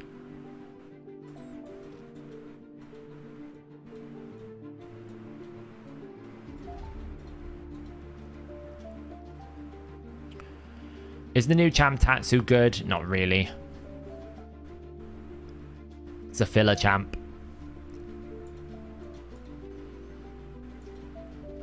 Who would you say was the best or the most versatile fusion fragment champion? Pythian's probably one of the best champions that's ever been a fragment. Like Pythian, Brogni. I think Demitha is up there as well. Champions that have the most impact is probably Pythian, Brogni, Rotus, and Tormin at one point, not so much anymore. Pythian, Brogni, and Demitha. Because they can completely change your account.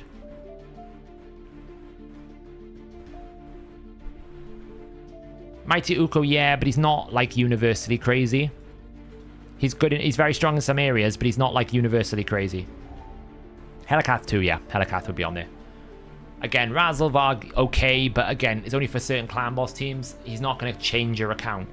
Like Razzlevarg, you'll start using less and less as you progress.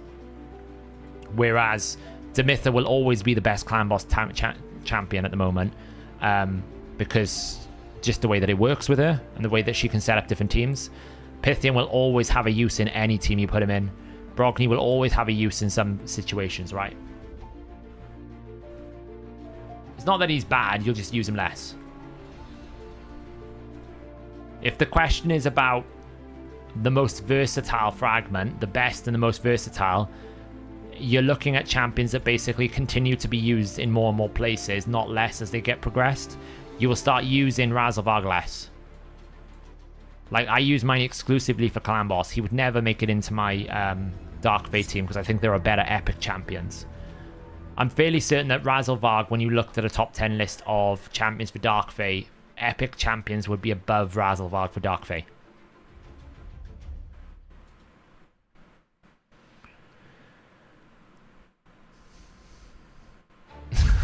Yeah, they need to do something better than what they're doing at the moment.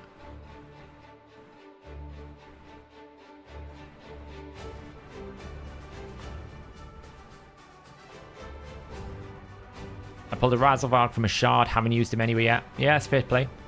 He does require like other champions around him to make him work. So, like, Pythian is just going to be used everywhere, like literally everywhere. If your team is struggling to stay alive, Pythian goes in. If you want to build an arena team, Pythian goes in. If you need resistance, Pythian goes in. If you need block debuffs, Pythian goes in. You get the picture. It's the same a little bit with Brogni. His shield is so potent, and the way that he can like block debuffs and remove debuffs, it's so good. I haven't, no, but she's in Avenging. She's just in like some weird gear, right? She's just one-shots. Skull Lord is not bad, yeah. Would a Drexar build with resistance chest and a banner be worth it because of his passive? Don't see why not. You could run Drex really slow. Yeah, Pythian was like crazy good. I remember when Pythian came out, and I basically said, he is probably the one fusion that everyone will always want to get and will regret if they miss him. Like, he's the best fusion they've ever done. I think he's even better than Brogni. Because you get a revive, right? You get revive with strengthen, you get cleanse, you get healing, you get an A. Like, it's just everything about him. He gets a Duchess passive. He's just such a powerful champion to have in your roster. He's probably better than Brogni. He can't do everything that Brogni can do, to be fair. Brogni could do things that no other champion can do. But he's like, if he's not beating him, they're pretty much tied as the two best fusions they've ever done. I mean, two Pythian's a better one. Yeah, Nishak again, he's like the best bomber, but there's like the only use I have for Nishak is he basically is he comes out once every 3 months, Helder, and he one-shots Bommel, and then he goes back into the vault for another 3 months. That's all I use Nishak for. He just comes out once and then goes back in the vault. Because I don't find bombs to be that valuable anymore.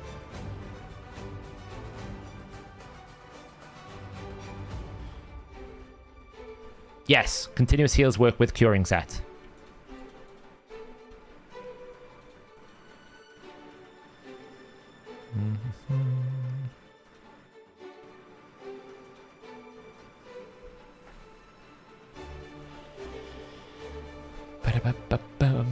He is. He basically pops out once every 3 months, has a little go at the Bommel, kills it, and then goes in back on his vacation.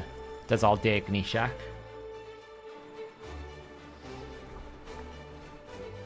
It's funny, it's like someone, like, I'm pretty sure someone said, wasn't bombs meant to solve the stone skin problem? I was like, yeah, it was, but then they released Marichka, which basically means if you place a bomb debuff, you get block damage.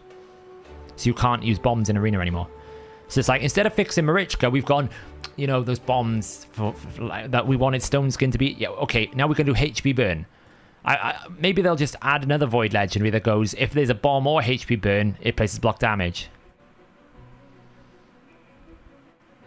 Bombs are underrated. They can be. They can be more powerful than you'd remember, but all you need to bring to defeat bombs more often than not is Mithrala or Pythian. In enough resistance, right? If I bring Pythian in enough resistance, you can't do anything. I just cleanse you, and then your bomb champion's about to die, because essentially they haven't got the capacity to be able to take a hit, because you have to build them like ultra glass cannon.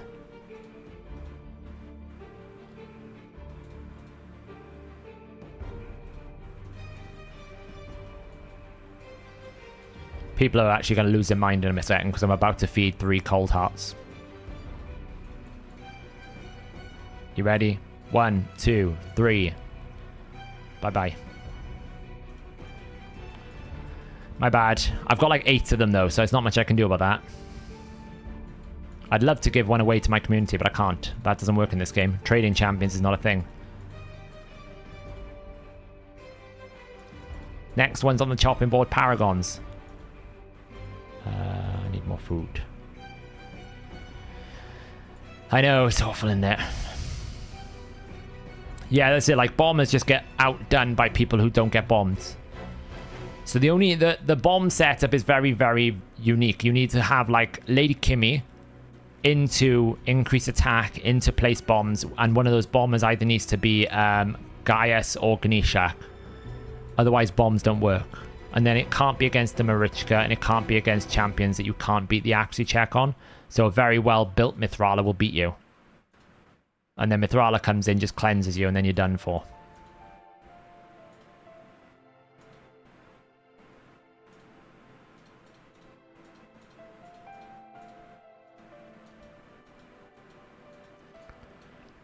This is the aftermath of my Whirlim.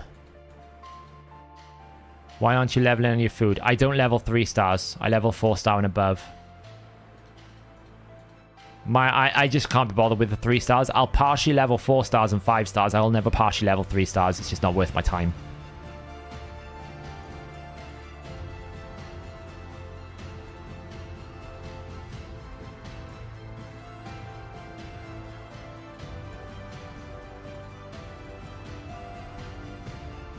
I'm pretty sure I've got enough Pain Keepers now.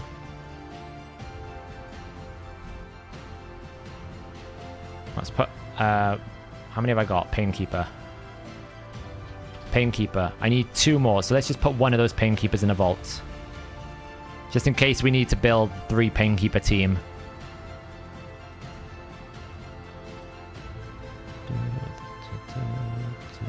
Go in the vaults. Chill away.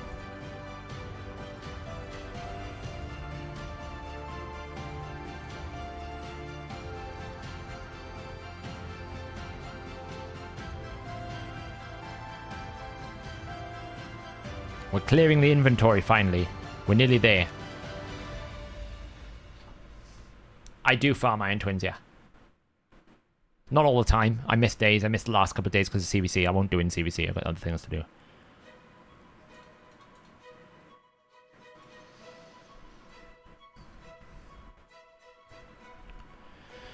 I'd actually argue the other way, Tommy. I'd say the new champion looks like the Fusion, but worse. Because I think the Fusion is better for your team. Because I don't think she does enough damage.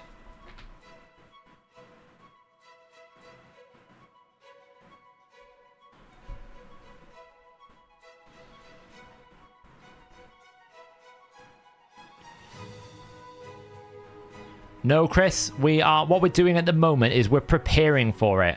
We're trying to clear inventory. We're trying to clear champion storage space so that I can basically take champions out of my vault to get rid of bad gear. So at the same time, I'm working towards getting the legendary book on the champion training, and I've got to finish the monthly do campaign quests. So we're kind of like doing like multiple things all at once to get us back into the flow of things.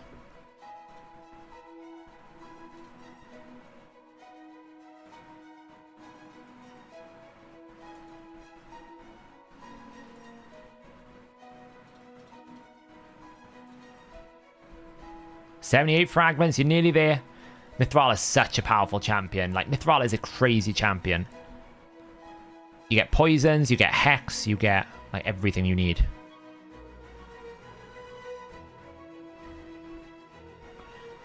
Yeah, that's the problem, Juggernaut. Like, my team now is committed to Iron Twins, but the good thing is I'm using builds that work everywhere else. I hate, like, this is why I took Lydia out of Clan Boss once, because I was like, I can't use the power of a champion because she's locked into a speed tune of some sort.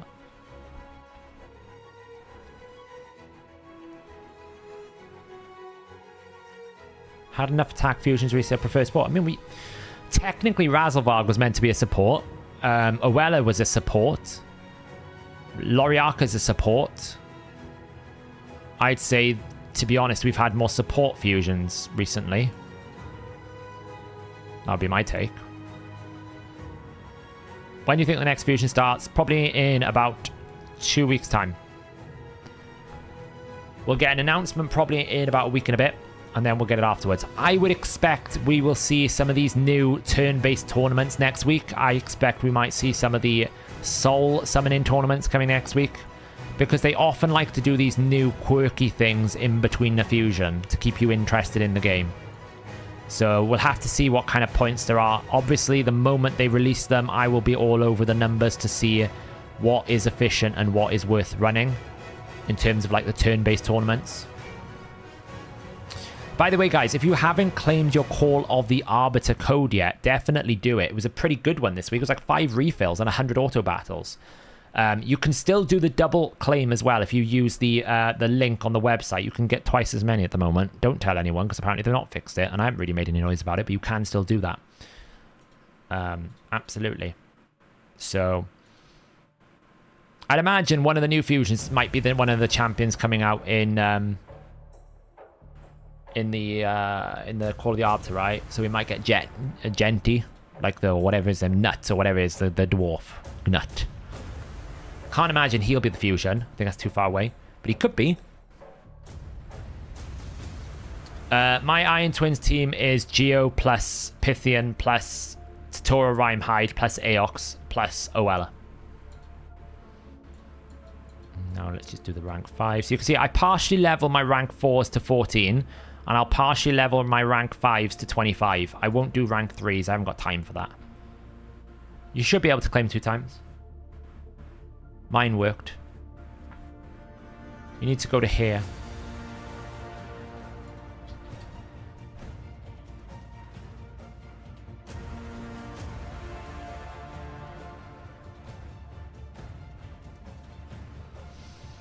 And if you go to there, you basically can get your UM number, enter it in, and then use the code, which was incredibly tricky to figure out. Me, Hellhades, YST, and Never, and Lockers, we were there for a good 20 minutes earlier going, well, we found the code. What does it translate to? And in the end, we determined, we figured out that it was basically translated to the unknown language, which is basically the first language that ever existed that Latin was based off. Some crazy nonsense that was. And that's how we could translate it. I thought it was Ukrainian language to begin with. But they got really good this week in terms of like trying to, like, it was very challenging. Fair play to Playroom. They're making it a fun experience to try and find the codes.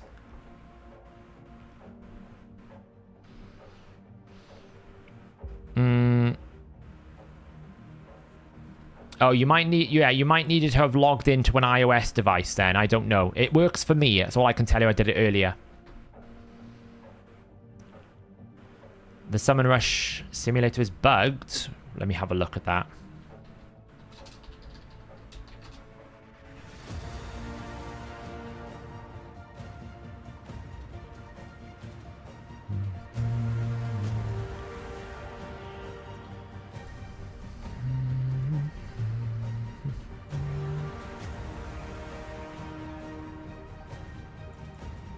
Oh, it's on here twice. Okay, yeah. I'll get them to remove it. Yeah, it shouldn't be on there more than once. It should be on there twice. I'll ask them to remove it now.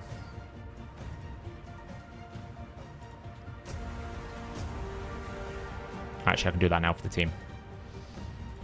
Yeah, it's bugged because it's not expected to have it on there twice. Let me edit that. So.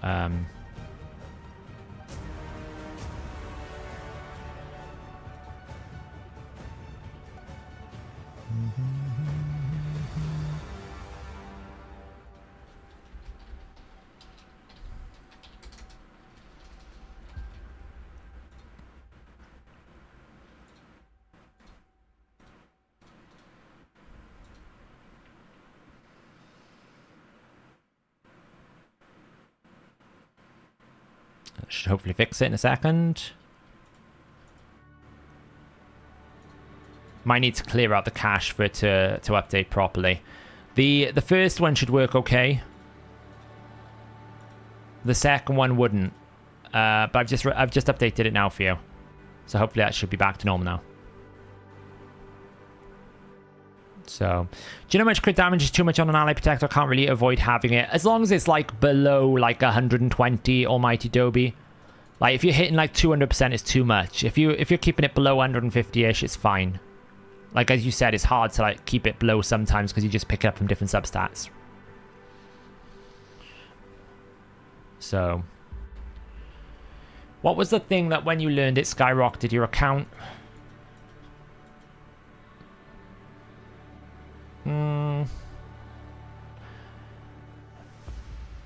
I don't really know. Like, probably learning how speed manipulation worked in detail, right? Basically, the science behind speed manipulation. That meant I could actually build teams myself without depending on other people, and that probably skyrocketed me forward. That's what I would say.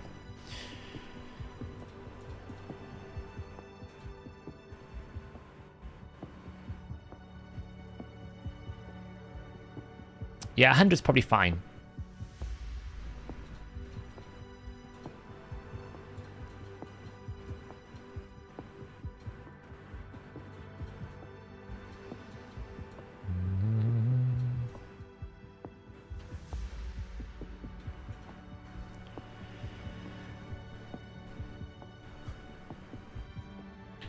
Yeah, it's clunky. It does work. So, what is Cure set to Artak? Just more healing. Well, Artak doesn't really heal that much. I wouldn't use curing on Artak, to be honest. The problem with Artak is if he places the burn, he doesn't heal. If he doesn't place the burn, he heals. So it's kind of like you don't want to not place the burn. This is like the world's smallest. Like, Loriaka is smaller than Skullcrown. Like, what happened? Did they like build the champion, then just shrink the champion down in size? Look how small it is. It's tiny. Literally tiny. Hey, Tor. How are you doing? Literally the world's smallest cow.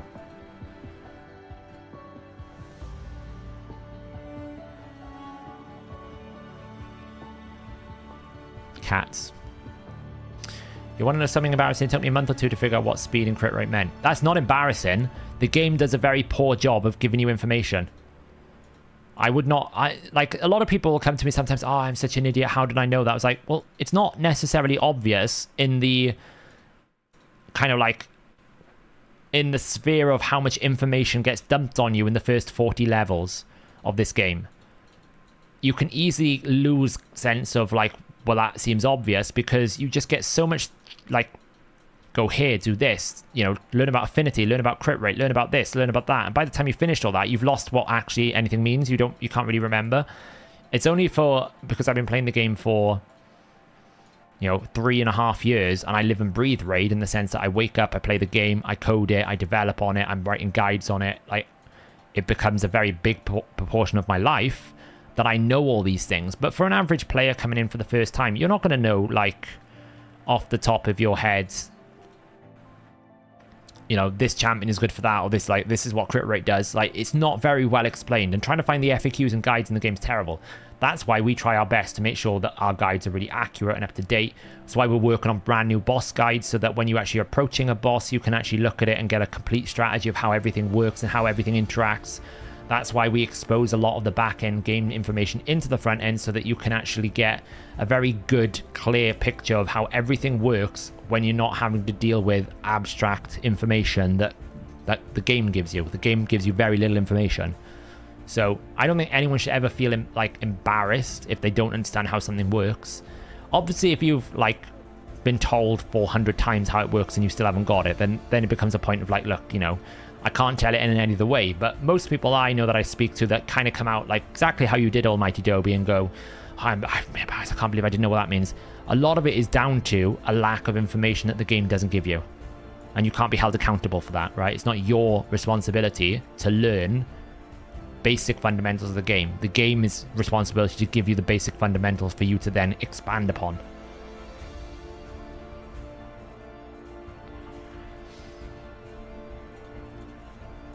So,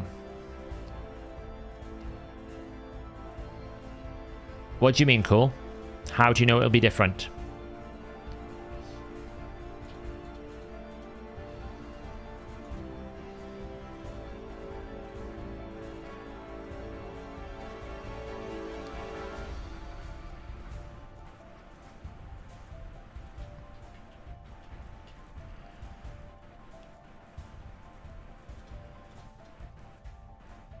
Nope.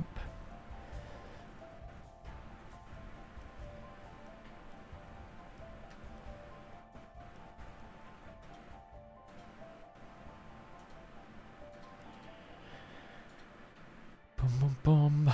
You're done. We are just still clearing the... Like, I'm going to have to make some 4 stars with brews, I think, in a minute to try and speed this process up. You can see all these 2 stars we got going on here. I just want to get rid of all of these 3 stars that I don't need, basically. Hey, Go. What were your thoughts on the champion you get from the training? Average. Like, if you're in a good group, you can try and get her. I'm not bothered. She's a bit like Altan, but worse. At least Altan works uniquely with Oella to make Oella even stronger. So...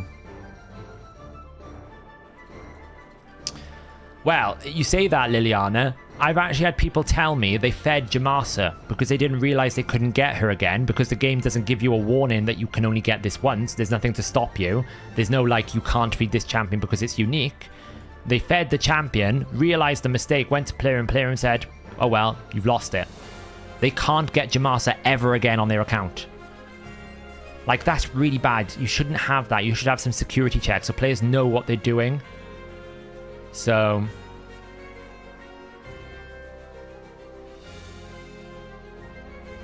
Well, so here's the thing, Adventurer, right?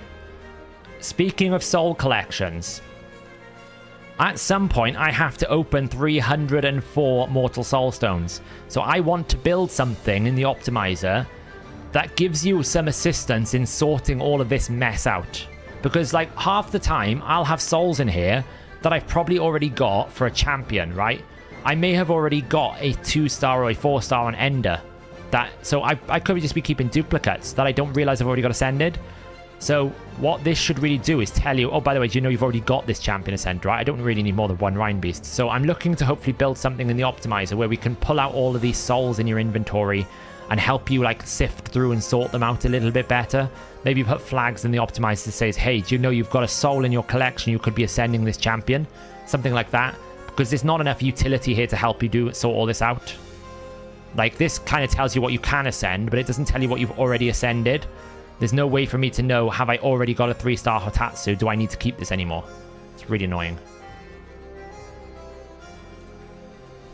So... Did you accidentally feed her, Hirshen? I mean, you're in a bad situation, right? I mean... They are, but here's the thing, Gort, right? What they tend to do with new buffs and debuffs, they add the buff and debuff into the game, then they don't do anything with it for a while, and then they will come along and they'll add a few more champions, and then they won't do anything with it for a while, right? If you think how they added increased resistance and decreased resistance, we had, like, the Dwarf, and then we had, was it Thoresk, the Epic Knight Rev, or the Epic Dark Elf. Then we didn't have anything for ages. Then all of a sudden we got Raf Matab, we got Nari come in, we got a few extra champions come with decreased resistance, and then it vanished again. And then they bring in more back. It's going to be the same with Taunt. We've got 2 champions that can Taunt. Probably in the next couple of updates we'll get a few more champions that can Taunt. It's why I've not covered any content on Taunt, because I'm like, there's 2 champions in the game that can do it. One of them's a legendary, so if you haven't got the champions, well, like, I'm almost sitting there going, well, like, what's the point of me making content on it, because it's not going to be relevant for you, because if you don't, it's like 2 champions that can do it. It's a bit like Fire Night Hard. There's like 1 team. It's not that interesting, right? Sure thing, Koi Works. I'll have a look after the end of the stream.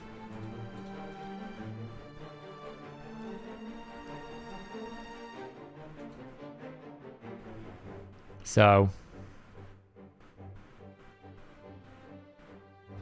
yeah, so I remember back when they started announcing some upgrades for the tavern, they did say they were going to give us an option to opt out of the fusion alerts, but they never seem to do that. So...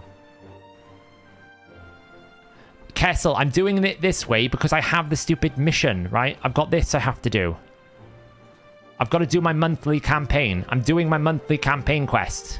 Once I've done that, I'll stop doing campaign, but I figured I might as well try and do it at the same time, just so I can get it out of the way. Because otherwise I'm behind on the monthly. Otherwise I wouldn't be doing campaign right now. I'd be already doing gear cleansing. So I figured I'd kill 2 birds with 1 stone. And as you can see, this is really boring. So technically you're keeping me company whilst I do this.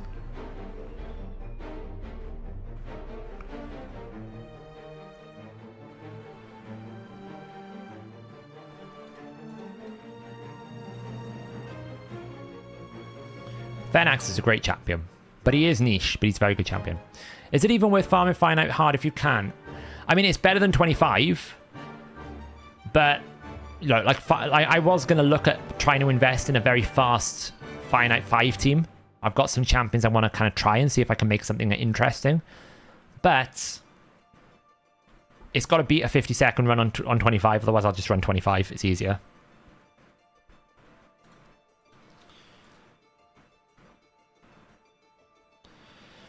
It's why I got Loriarka Gort. I think in that scenario, Loriarka is going to be better anyway, because I think Loriarka is a better decrease resistance champion, right? I just think it's a better champion. Did I manage to take a picture of the cat in front of the fan? I didn't. She's moved now. She's loving life, though. Proper chill. She moved as soon as I moved my phone. She's pretty alert. She's used to me making lots of noise because I'm recording and different things in the day and I'm always on calls with the team and stuff like that. But if I actually look and move at all, she's gone. She's with me straight away. Like if I change rooms, she's probably there. If I go downstairs to put some food on, she's there. It's just, she's got like a sixth sense. Like 1.5 minutes minimum, maximum. If it takes me more than 1.5 minutes to clear finite hard, I'll just do finite 25. Because I can just do it in 50 seconds. It's easier.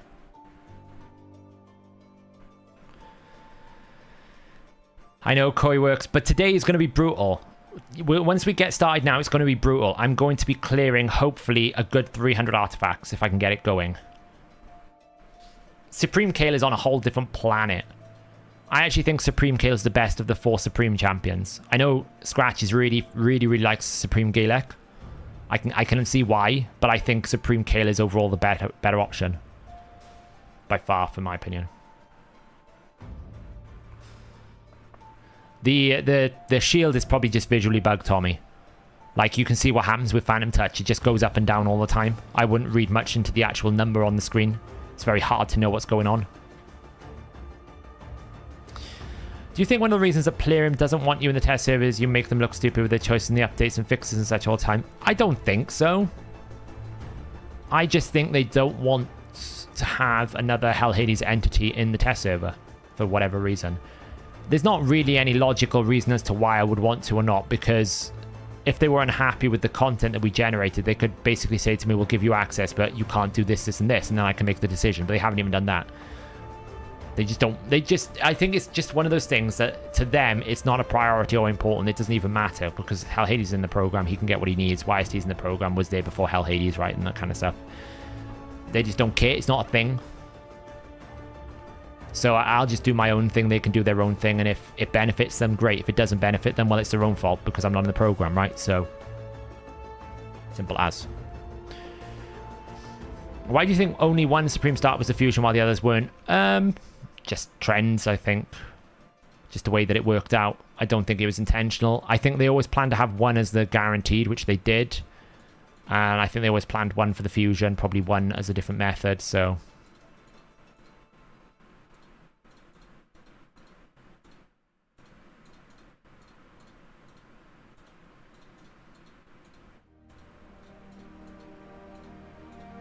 We built up a little bit of silver doing this as well. Not much, but a little bit. How much champion storage have we made? A decent chunk. A decent chunk. We're still going, though.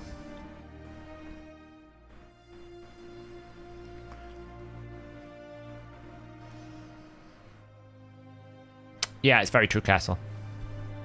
Like, Hellhades has no... Like, I'll ask him questions sometimes, but he doesn't really go, oh, you should go do a video now on this, or you need to make a video. Like, we might share ideas and exchange different topics, but ultimately, they're 2 separate channels that do 2 separate different things. They have 2 separate streaming schedules. They have 2 separate content creators behind them. Just a different entity. But, you know, I mean, this channel is one of, like, if you look at all the newer entries into the content creator program, the channel is bigger than them. And it's not me being hubris, it's just numbers. Like, we got more subscribers than most of the people they're allowing in at the moment, so... But it's fine, because it doesn't really harm you guys that I'm not in the test server. All it means is when there's a problem, I don't have a communication channel directly with Plarium, and so therefore I have to go through either the moderators, or I have to do a video. So that's going to benefit me sometimes, it's going to benefit them sometimes. let's face it, if we didn't do the video going, by the way, did you know Mighty Uko is working twice? Would it ever have got fixed? Would anyone ever have noticed? That's what they're missing out on by not having me in the program, is me being able to go directly to them and say, hey, look, I found this. Can you check if it's a bug or not before I do a video on it? I don't want to make a big thing out of it if you think it's going to get bug fixed. I'll just do a video now instead. So. It's not even about right or wrong for me. For me, it's all about communication. I don't even care about the rewards. All I care about is the communication, being able to say to them directly, hey, this has come up. I've tested this different thing. It doesn't make much sense. Why is it happening? And for them to be able to acknowledge and then either go, yeah, that's intended or not.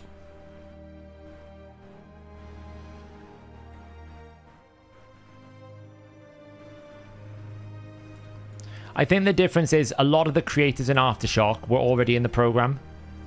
And they don't generally kick you out once you're in. You have to do bad stuff to get kicked out, right? You have to cheat, or you have to basically stop playing the game or not do content and stuff like that.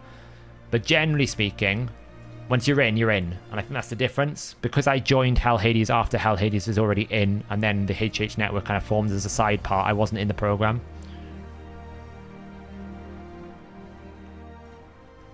So...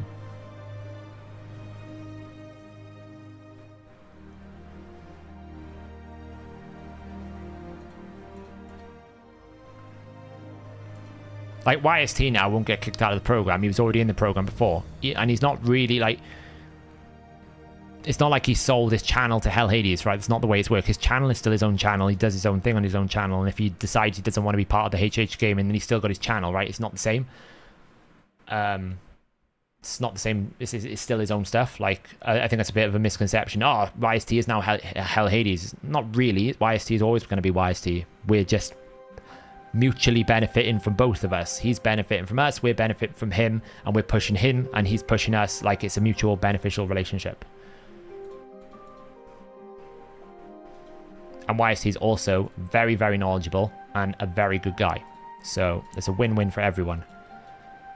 But I'll be honest, if they tried to kick him out of the program because he was in HH Gaming or affiliated with Hellhades, the amount of mess that they will create by doing that will be astronomical.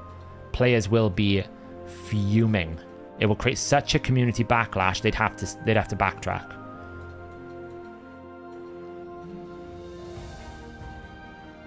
So I don't think he has anything to worry about.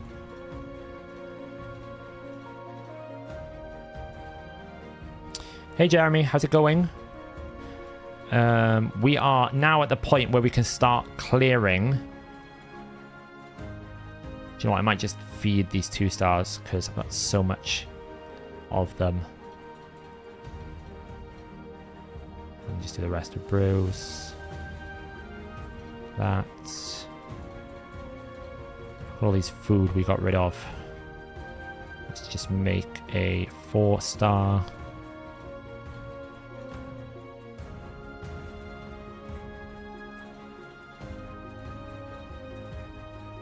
Make another 4-star.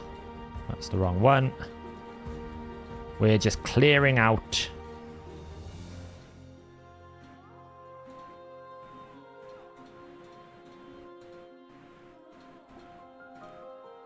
Okay, where does that leave us? Yeah, it's cool. That's done. 204. That's a good start. That's a good position to be in. That's where we want to be in.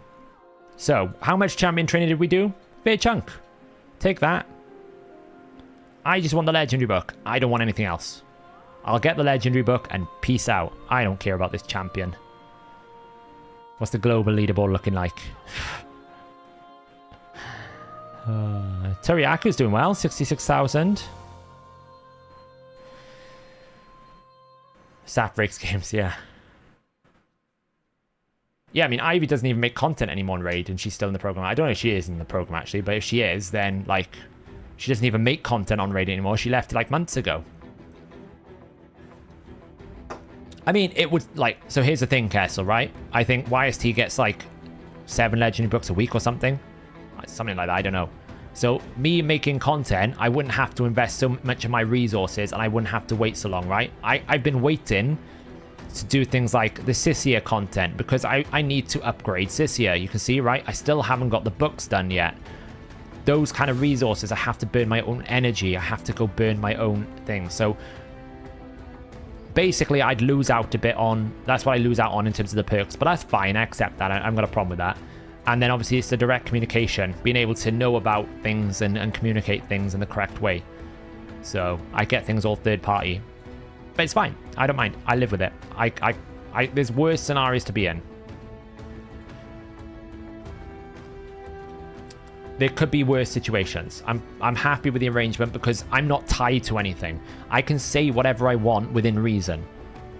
I just have to be mindful that whatever content I put out doesn't backtrack onto Hellhades. So obviously I don't do things like I don't leak everything in the game. If I see something that I think is already being leaked in a reasonable amount of manner, like the thing with the soul tournaments, then I'll make a video about it. But if I know about like a new champion that's coming that isn't been announced yet, I won't leak it until it's been announced, because I think that's fair enough. I don't want to ruin Playroom's day. I'm being fair. But if it's already out there and if it's something dodgy going on that's benefiting a few and not the many, then I'll always do a video on it. I strongly believe that everyone should be informed about what is going on, and it shouldn't be I get to keep information and nobody else does.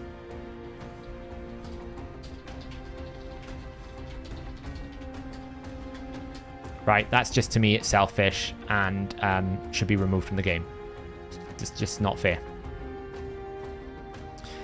I don't know if they get that many, Kessel. I'm trying to remember what YST said, but they do get a chunk of books, which helps a lot, right? 66,000 points is not that difficult, Al Bundy. You've got to remember, it could be books that they're using. It could be other things, so... It basically means when I'm doing content exactly the same way you. The only difference is obviously the company kind of like I have a few expenses. I have a little bit of a fund that I can use, but it's not substantial. It's not crazy. It's not like it's not like billionaire money. It helps me if I need to get a pack here or there and different things like that to keep the account fresh so that we can keep pushing for things. If there's a fusion, I need a little bit of extra help and I can dip into it. But I'm playing the game like pretty much an average player would these days. I don't really buy lots and lots of stuff. Sometimes I'll buy the soul stones, but I'm buying it for content. So I bought those soul stones because I was going to do a video on it, and now I'm waiting for the damn soul summoning tournament so that I can do a video on it. So, yeah. It's very warm still. Very muggy. Does anyone know about Gnut? All I know is it's a champion that probably will get added to the game because we have seen the portrait, right? The portrait exists in the game. But as to what he does, like I've got these skill icons. It's about the extent of all I've got right now. What is he? 8010. He looks like he's going to do something with axes. He looks like he's going to heal. He looks like he's got some sort of passive effect, and he looks like he does some sort of decrease attack. So he looks more like a supportive champion. But that's me just guessing based on the skill icons. It's never truly accurate, right? So, like, we know that the new champion, Tatsu, had the A3 with increased attack and increased crit rate. So I kind of knew that was there, or increased crit damage or something. There was a sleep little like on the second skill, so we knew there was sleep. So you can make some assumptions, but yeah. So, right, so what we want to do now is, if we notice in here, right, this is what we're going to be doing. I have got, look how bad this is.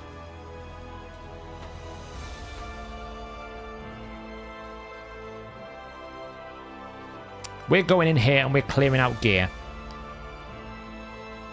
So what we can do for the time being is make a bit of a swap. So we're going to go in here and we're going to basically look at all these champions that don't have gear, and we're going to put gear on them. And if the gear is good, we're going to keep it. If the gear is bad, we're going to take it off them. Now, I don't know the best way to do this. The awkward way to do this is I'm trying not to mix it up with all these other champions, which is a bit awkward. So I'm trying to figure out the best way to do it. Like, how much is that? It's a lot. I don't want to spend that.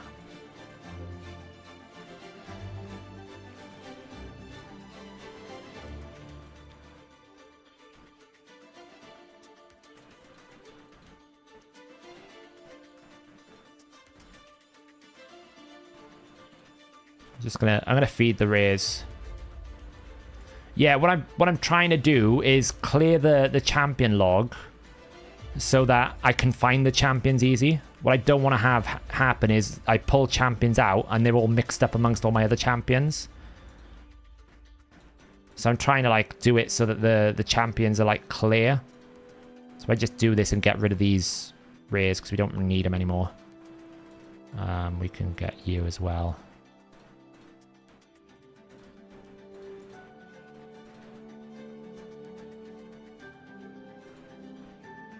I don't want to do it one at a time. I want to pull a bunch out. So what I should do now is if I go in here, drop all the way down here and all the way down here. So we've basically got a few 2 stars here. So what I want to do is I want to pull out all the 1 stars here. Let's pull these out first, right? To the collection and start dumping some champions back in. Like this. So we just get the 2 stars out of the way for now.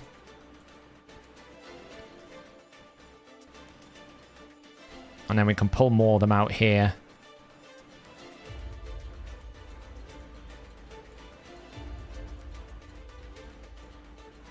This is going to be traumatic. This is going to scare me and it's going to be hard to do.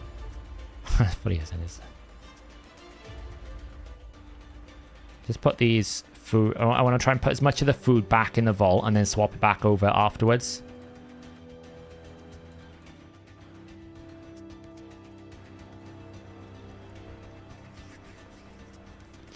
Okay. So, first up. It's pretty worth keeping. It's pretty good. It's okay. It's crit rate. Speed. It's not bad. So he's good. So all we're going to do is we're going to give him a helm. To basically enjoy. That one. Back in the vault you go. Dagger was food. Micolas was food. Cage bound. Woad. Do you know how long it took me to get a woad painted? It's so long. Triple roll. Good. Decent. Accuracy with that's okay. And also that was kind of bad.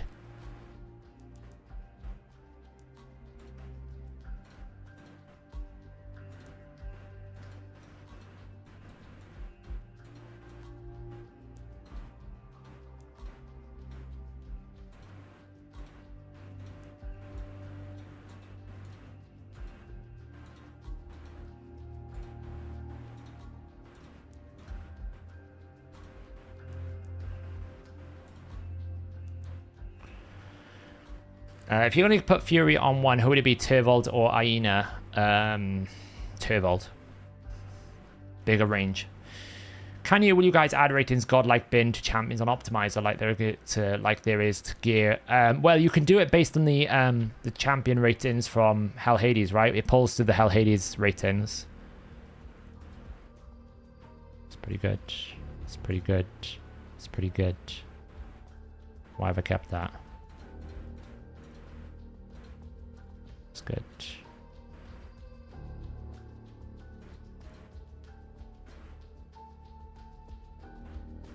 It's bad.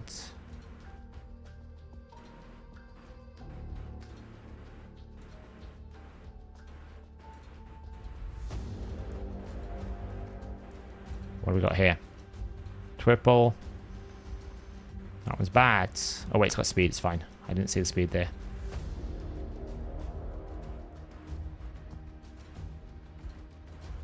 You might be wondering why aren't I removing it. It's going to cost me more silver to remove it than sell it. Like this.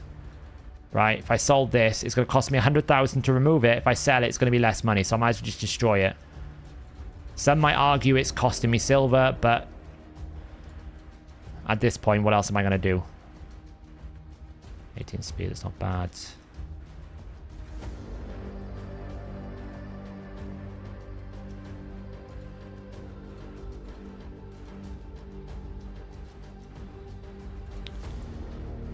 So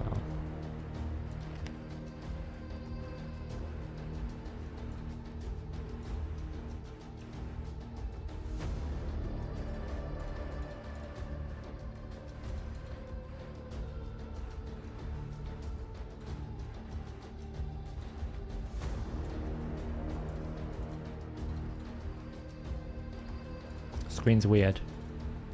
Oh, sorry. Thank you. I was on the wrong display. Durandil. Question about Androsia's skill that decreases the buff duration on stone. Increases the buff duration. That's not 50% chances. Question: should Androsia's skill that decreases buff duration work on stone skin? Yes, you could decrease duration of buffs under stone skin. So yes. Have you opened all your champion slots? No. It's too expensive. Way too expensive. Can we get a bigger view of raid? Yeah, sorry, it was on the wrong view. Can you imagine how happy players would be if they removed the gear for free? Yeah, like, I was a fool, really, because what I should have done was during the gear removal, I should have done this process. Basically, I would have generated a lot of silver, but there comes a point in time where, unfortunately, you just have to start making, like, strong decisions, and my account has just got to the point where it just cannot support any more artifacts right now. Like, this piece, you might be thinking, why am I keeping? I'm keeping it because sometimes crit damage with triple speed will fit nicely into a seer build in a very weird way. It's not the worst piece in the world if you don't care about the primary stat on crit damage, which is crit damage, right? So, to some extent, there could be some value there. That's why I'm keeping it. It also hurts to throw away a triple roll, even if I have re-rolled it. The HS ratings are somewhere on the optimizer. I just know to be looking at it right place. Yeah, so basically, if you go into champions, right? If you're going to champions, yeah, you can basically sort the champions based on their ratings of different areas. I need to add in the new arena ratings. I haven't got around to doing that just yet. But like, for example, if I want to sort the champions based on what we think are the best Ice Golem hard champions, then you'll do it and it'll tell you the scores. So you can basically work that round. So you could probably go to the bottom there and go, well, look what champions are bad. Like some of these champions, we're still working on getting some ratings in. They are actually there, but they've not pulled across for some reason. Like some of these champions, for some reason, aren't pulling their ratings, even though they should be. So I need to check that. Probably means that we just need to update some things. But they're all in there. Yeah, I do, but you never know, right? That's the thing. You never know when you need another build. So, it's more because it's a triple roll and I'm just annoyed. I don't want to sell it. That's fine. It's good. It's not bad then. That's okay. That's really bad.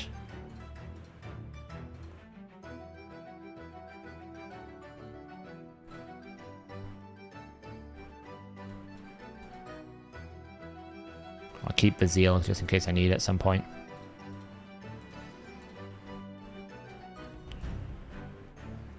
What do we got here then? Yeah, you can sort by lots of different things at the top right. Saf, please can you do a video about finding gear that is not level 16? It's very annoying when upgrading gear. What, using the optimizer? I can do.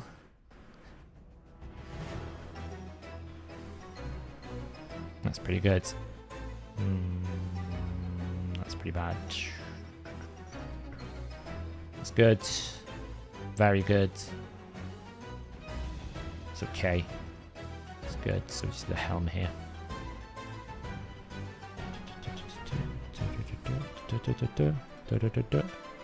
Kill stroke. It's good.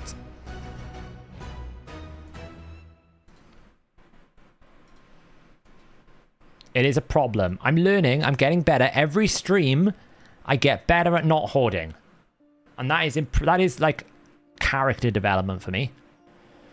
Do you think the Lego book in this champion training that the next champion training will be replaced with one of the new events? No, I just think they're doing a special one. They just wanted to commemorate the episode. I don't think it has any relevancy on what their other plans are. Crit rate attack's pretty okay. Speed's kind of low roll, but it's glyphed, so we'll keep it. Can't get much better than that. Attack. Speed, good for a bomber.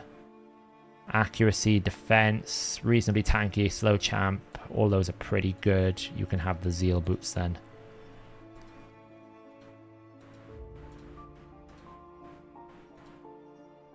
What we got going on here? Good. Good. Pretty good.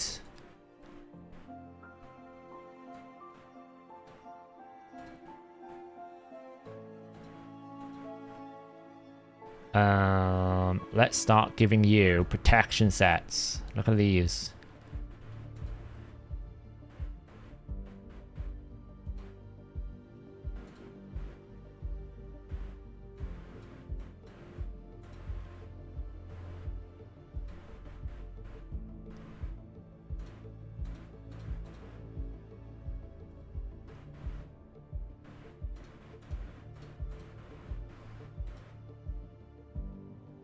Pretty good. Oh, look, we've got something that's not rolled.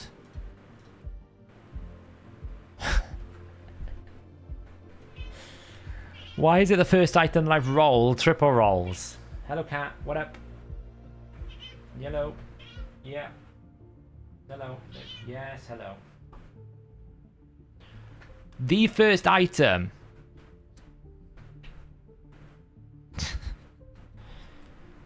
I mean...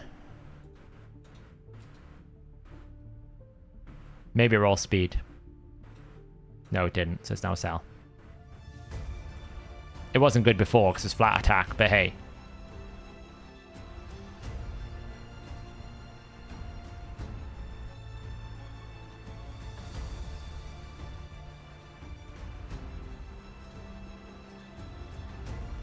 Right, what else have we got going on here? Maeve is a champion that was in there. Actually, speed, crit damage, accuracy, triple roll. That was quite bad.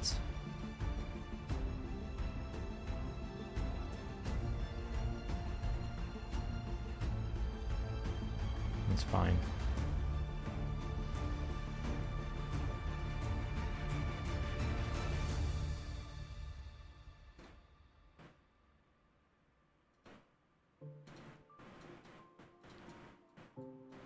I'm deliberately not putting bolster and defiant gear on people because I feel like I'm going to need that. You can go into there for now.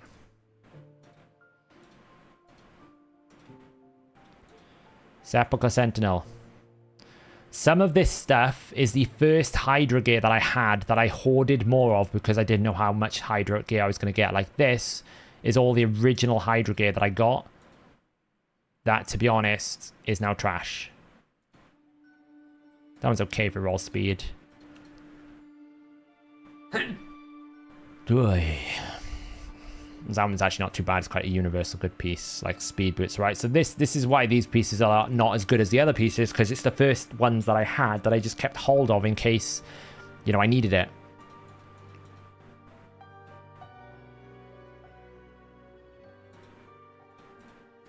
Because at that time we didn't know what we were going to have, so...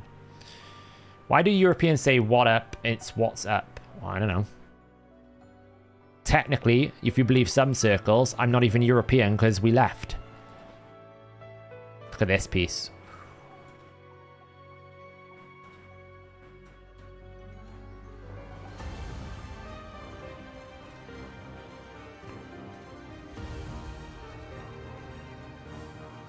I think she was a feed.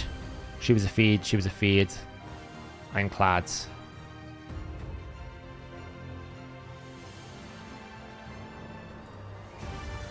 Triple. That's bad. That's bad. That's bad. That's bad.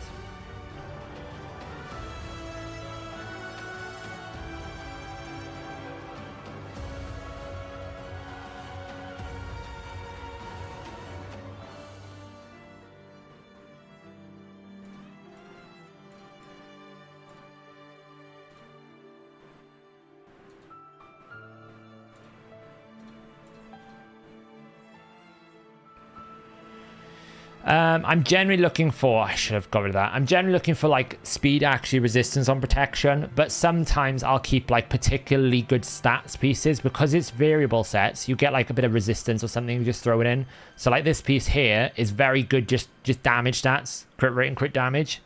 So I'm just keeping it because it's got good crit rate. Like this is fine because it's more HP based.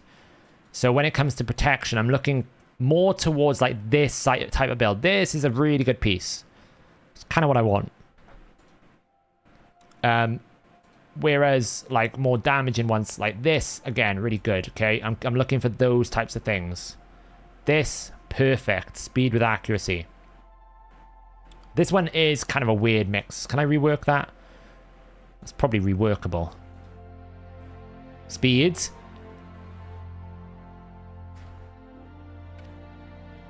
That was a good rework. It's really good, that piece now. We'll take that. Chaos all paid off there.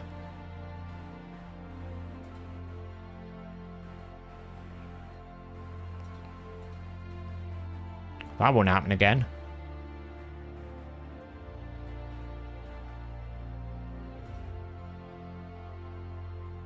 Just get rid of that. No wrong. That one's okay.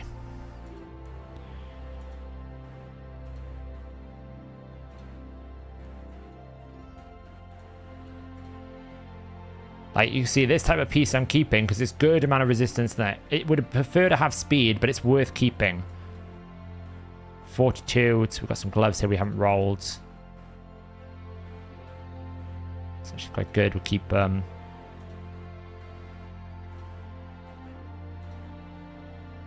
Fulger. Crit rate, crit damage, good.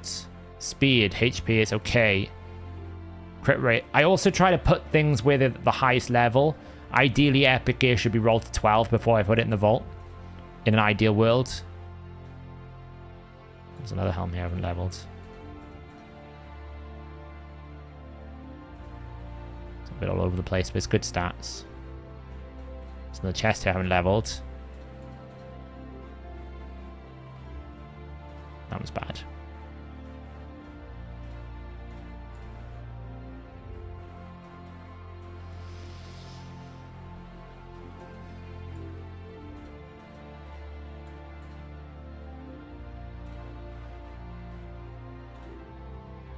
That's just bad, that is. It's very hard to distinguish with some of these color schemes whether or not something's leveled or not. Right, we just need to pull some of these food champs out of the vaults. Continue climbing. Ironclad, what do we got here? Speed, crit rate, worth keeping. Attack percent, it's okay. Crit damage speed, fine. That's bad, delete.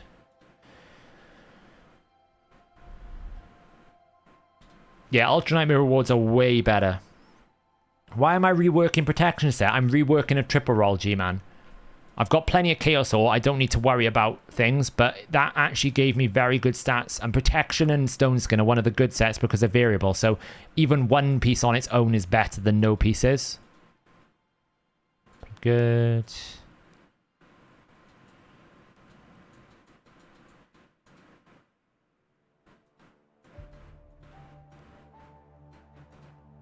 God, I have so few gloves. None of these sets have gloves. Everyone is wearing gloves. Apparently gloves are the thing to be in with, because we're not going to give you that.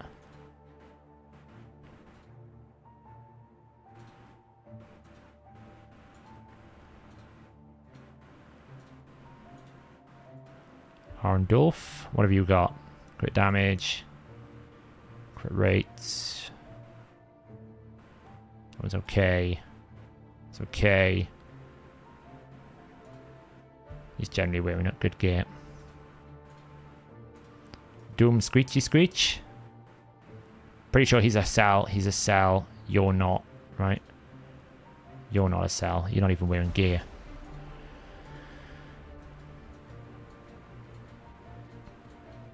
What can we give you then? Look, some protection gear I haven't rolled here. That's actually a sell straight out.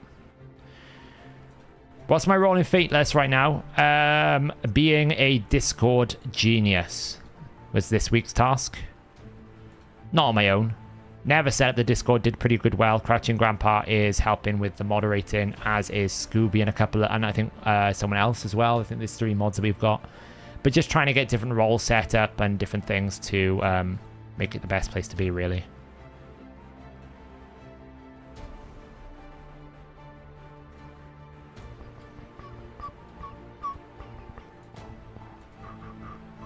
That's actually a terrible piece.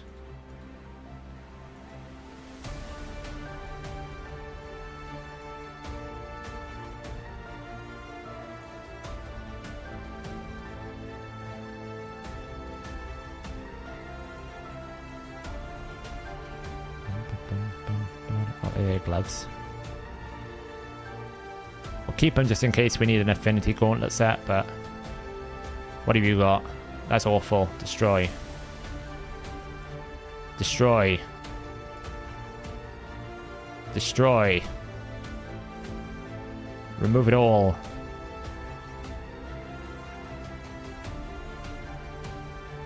It's a 5-star game. Never going to use it. In its place, you can have one of those. You can have that. You can take that in case I need it in the future. You can take that in case I need it in the future. What does this do? Maybe this is decent. In case I need it in the future. I'm keeping one affinity set around just in case I need it. I'm not keeping many pieces though. It's just the one.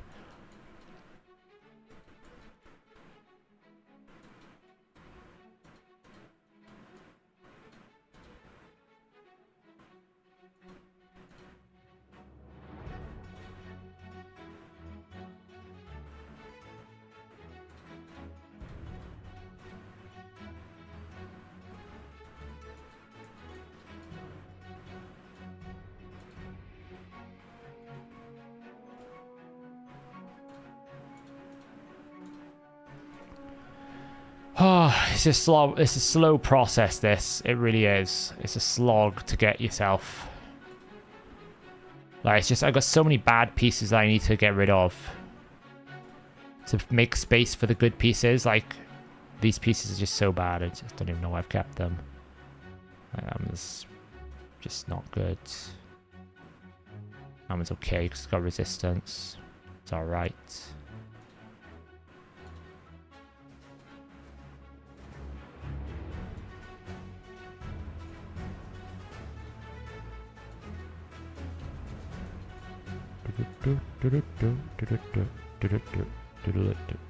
Keep that in case I need it. FOD bar. Back in the vault you go. Let's pull out some more of these. Basically pull them all back out now.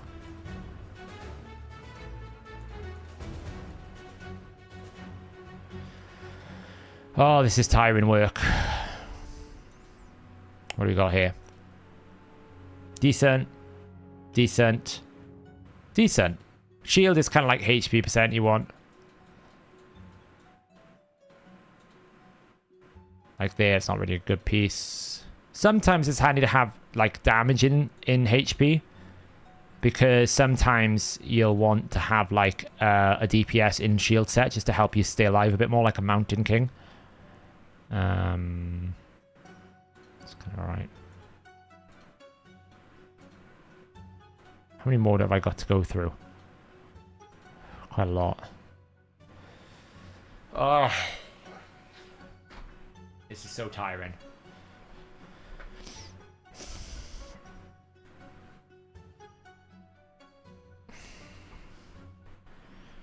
Why am I putting gear on food? I'm basically putting gear that I might need in the future, which is, you know, a bit of a statement because what I think I might need in the future is quite poor.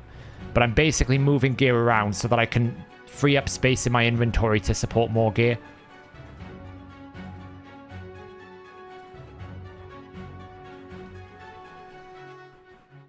Because sometimes you never know when something like this is going to match with the right type of champion, right? in the right scenario. So I don't want to sell all my good gear, but at the same time, you know, especially things like Cruel, which is really hard to come by.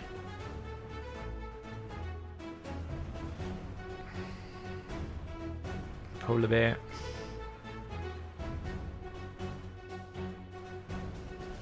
And I'm sure there are some pieces that I'm keeping and other pieces I'm destroying that don't match up.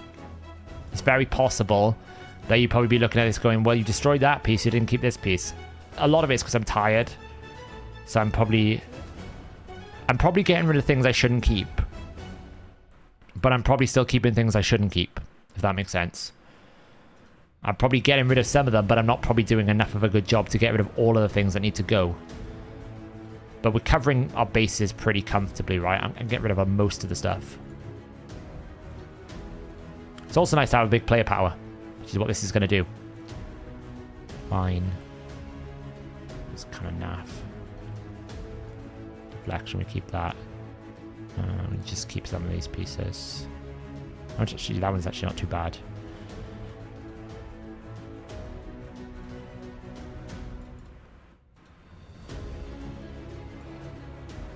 How many space have we cleared? Oh, we've cleared about 100 space. That's pretty good.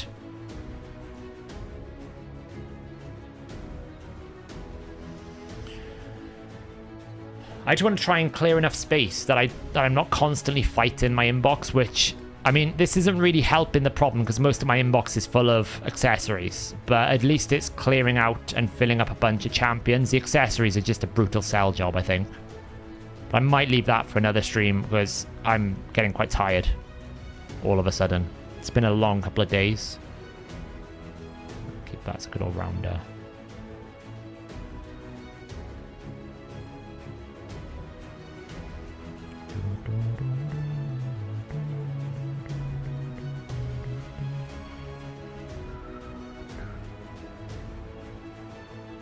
Ugh. This is brutal. That's trash. That's good.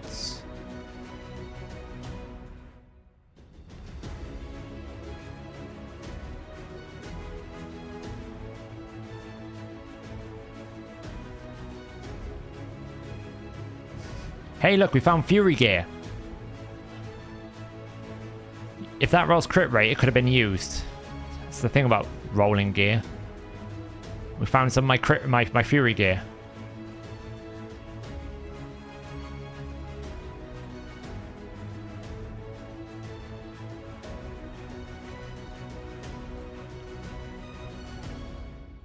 Bad. Depends what it rolls. It's alright, it's worth keeping. Fine. Fine. Just straight bad. Straight bad. With perception boots, all I'm really looking for is this. Speed with accuracy, ideally. Or crit rate's fine, I guess. Like, that's all I'm looking for. I'm not looking for, like, this. Speed, accuracy. Speed, accuracy. I'm not looking for anything else. Sometimes it's nice to have defense, accuracy to keep yourself tanky, but that's kind of what I'm looking for with perception more than anything else, is speed and accuracy in the boots. We must be nearly there now. Oh, these champions I use all the time, actually, so these need to go back in the vault. These are all we got left to do here. The Ordinator. What a terrible piece that is. That's decent.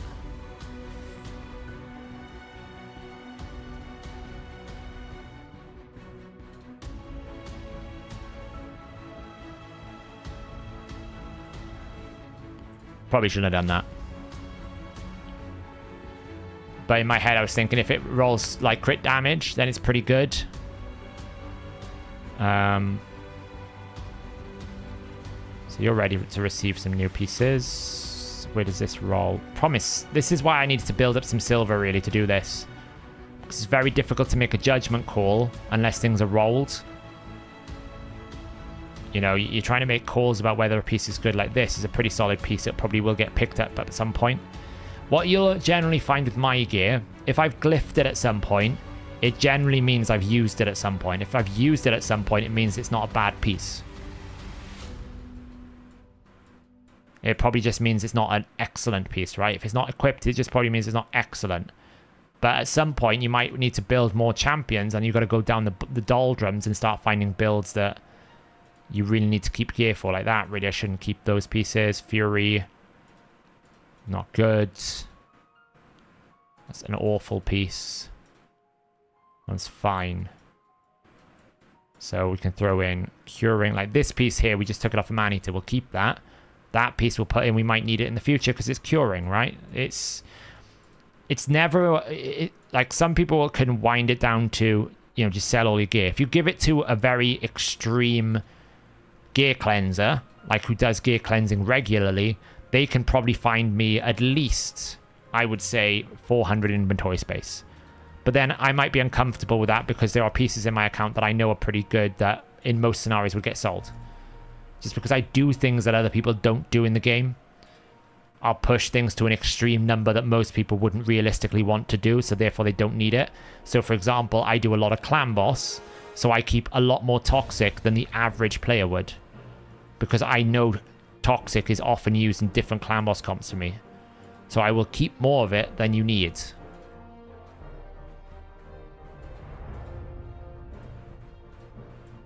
Like these pieces here, right? I'm keeping a lot more than most people.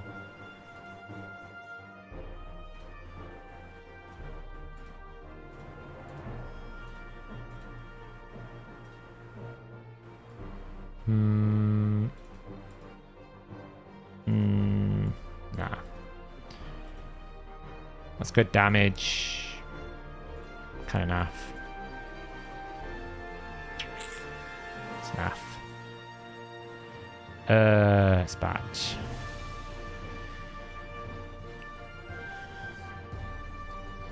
Yeah, I just don't like trusting any automation process for this. This is something that I think every player has to learn and has to know how to do. It's just one of those things that is part of the game. It's part of the process. Some people are better at it than others. I'm not very good at gear cleansing. I'll keep things I shouldn't keep.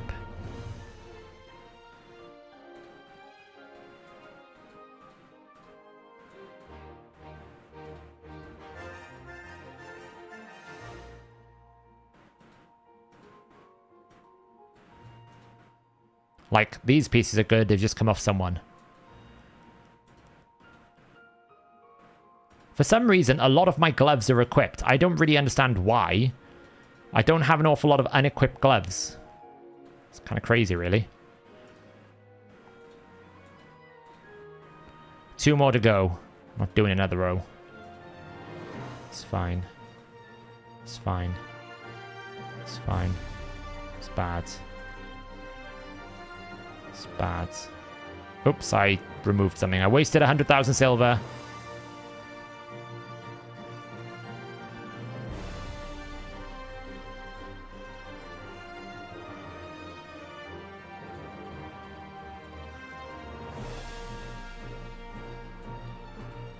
Like, none of my... I literally have, like, the least equipped gloves in the game. Like, 69 at the moment.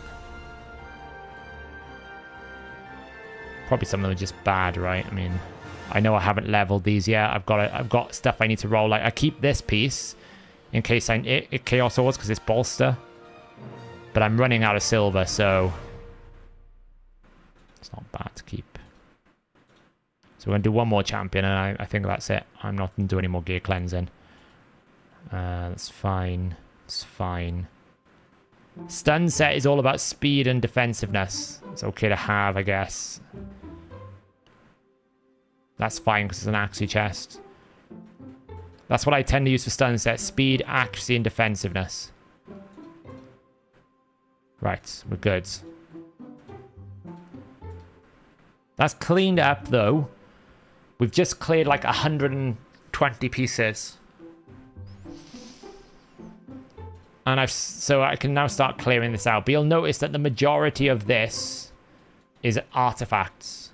Which is what I'm going to have to do next. Is go through all my artifacts and clear it all out. A lot of this is artifacts, is accessories, not artifacts. You know, you can see, like, here, like, there's a big chunk. So, we picked up the epic book, though. Don't really care about the chaos ore. Daily, monthly, done. I got 2,400 silver, which I don't know what I'm going to put. I don't know what I'm going to put the energy into yet. I might put it into masteries. What are we going to do here? 138 mil, 154.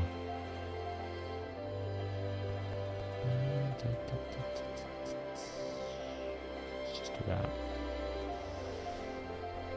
Relocated. Well, no, I actually destroyed a lot of them. I probably destroyed about 70% of it. To be fair, I got rid of a lot of stuff. So...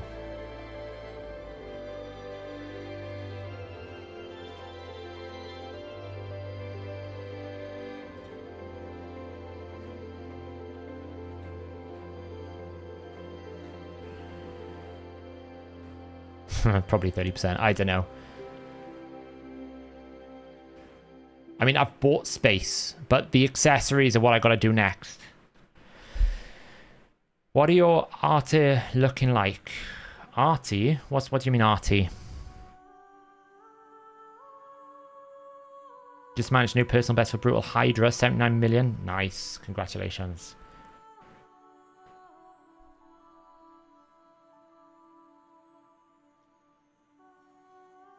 What are my artifacts? What do you mean by looking? Do you mean like how many have I got, or accessories? I've got a lot of them. What I need to do first with the accessories is clear out the refresh, like the lower star rating refresh. I've just been keeping loads of them. I probably need to now look at which ones I need to keep and sell some of them off, but they're so hard to get. Sometimes a very bad refresh is better than no refresh at all for certain champions. But yeah, I'm mythical. Yeah, we can have a look. Display. I still need to get this, right? I probably need to go through these, but there's only like 10 artifacts equipped on people. Accessories. I got 24 I've kept so far. No quad rolls. Quite a few triples. Not on the stat, though. We've got one. We picked this up the other day.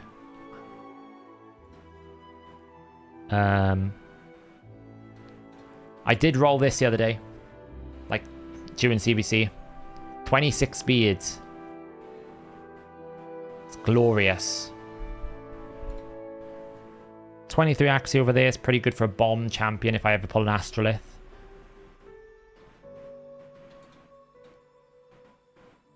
But, yeah. Like, even main artifacts, I've got 50 mythical gear on my main. No quad rolls. A couple of triple rolls, but not on the... Like, this is probably the craziest piece I've got. Like, 55 accuracy here is pretty nutty. I got 52 there. Got one accuracy down there. It's not so bad. I've got a lot of stone skin accuracy pieces. I reckon I could make a very high accuracy stone skin champion.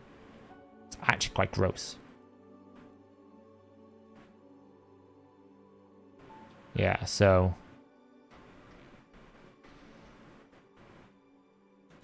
What, Stone Skin? Stone Skin is basically a free immunity check, right? The way you can look at Stone Skin is you can look at it as a damage effect. You can look at it as a tank effect. But you can also look at it as an immunity set. It's better than Untouchable because it's a lot harder to take Stone Skin away. So Stone Skin is probably a better immunity set than both Untouchable and immunity put together. So... You can, like, some builds do prefer having, like, a Stone Skin accuracy build if you can do it. So.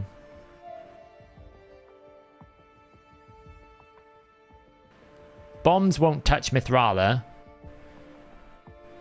If your Mithrala is taking bombs, the only reason why she should be taking bombs is if the enemy has increased accuracy. But even then, a well-built Mithrala should never take a bomb. Mine's like 1,000 resistance. It can, but it's a 50-50.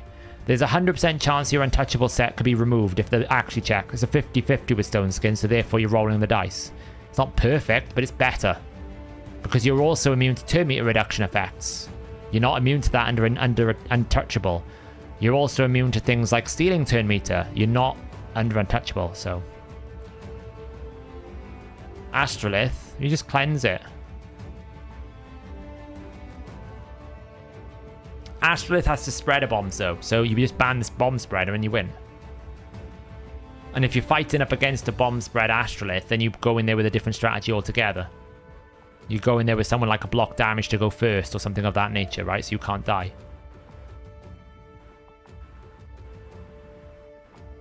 I pretty much don't keep any bad mythical gear, G-Man, because it's newly acquired stuff and I know I can't Chaos Aura it, so unless it rolls efficiently, I sell it 9 times out of 10. Like, you can pretty much see the mythical gear that I'm keeping. Hydra is a little bit more suspect, but if you actually look at all of my mythical gear that I've kept for that I've kept from Spider, I got 24 pieces. Look what it's rolling. HP on HP, HP on HP.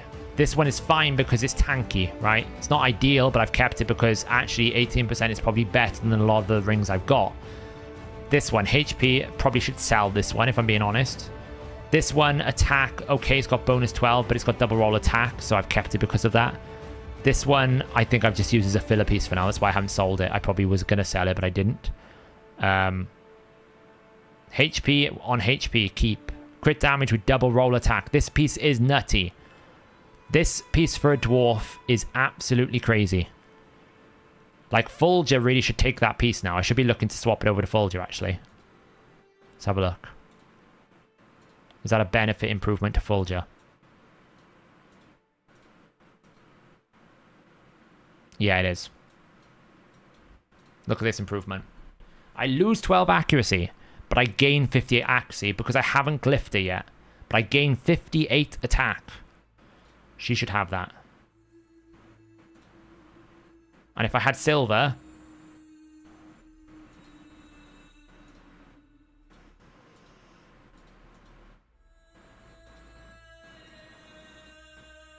That's bad. Sell it. Sell. Sell. Sell. Please sell. Thank you. Now we basically put in a accuracy glyph and an attack glyph. Boom. Way stronger than what she had before. She basically swapped out this piece, is it, I think? No, which one was it? It was one of these. This piece. So we lost 6 accuracy, which, you know, might be a problem. I might need to lift it up a little bit. I can find it elsewhere, but I gained 83 attack. Big. Huge piece. Can I get accuracy anywhere else?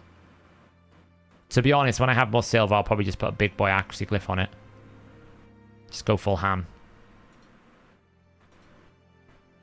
I need to do masteries on it, though. That would help.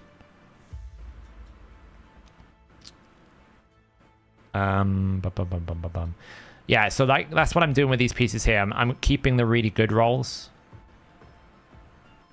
Like, crit damage with primary stats is worth keeping because what if they release a barbarian that's HP based damage? It's really good, right? Attack with accuracy, great for a bomb champion if they release a bomb champion and bombs change in terms of meta. We know right now bombs are not very good, but they could become really good again like they did before for a while.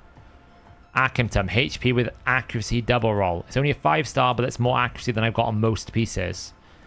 HP plus attack here, not so great. I've just probably kept it because it did double roll, you know. Triple roll speeds. Cool. Defense, resistance, and HP. It's actually really... You can't get much more tanky than that. That's probably really good. And then we got the triple roll speed here. Roll there. So you can see I'm picking... I'm keeping really good pieces. Because I can be more brutal with it. Because it's easier to be brutal with. Got 2 days left of Dark Fae farming. Ooh. Tell you what we can do.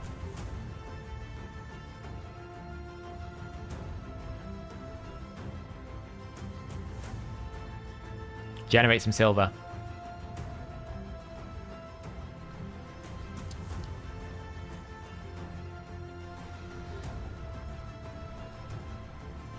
Yeah, but the thing is, bomb teams now are a lot less prevalent because of Marichka, because Marichka just disables bomb champs, so you can't really play bombs with Marichka. So yeah, my ratings are set to like ultra endgame at the moment. We do need to do a bit of an update for the ratings, to be honest, because they've added so many new sets and things have been rebalanced and things. We probably need to have a bit of a review.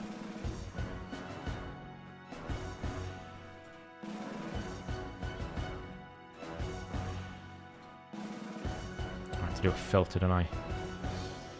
Priority full. Select all. Sell. Million silver, that's going to generate me. Million silver. It's worth doing every now and then. Build me back up. Right, guys. It's a bit of a shorter stream, but I'm actually really exhausted all of a sudden. So I'm going to call it quits there for the night.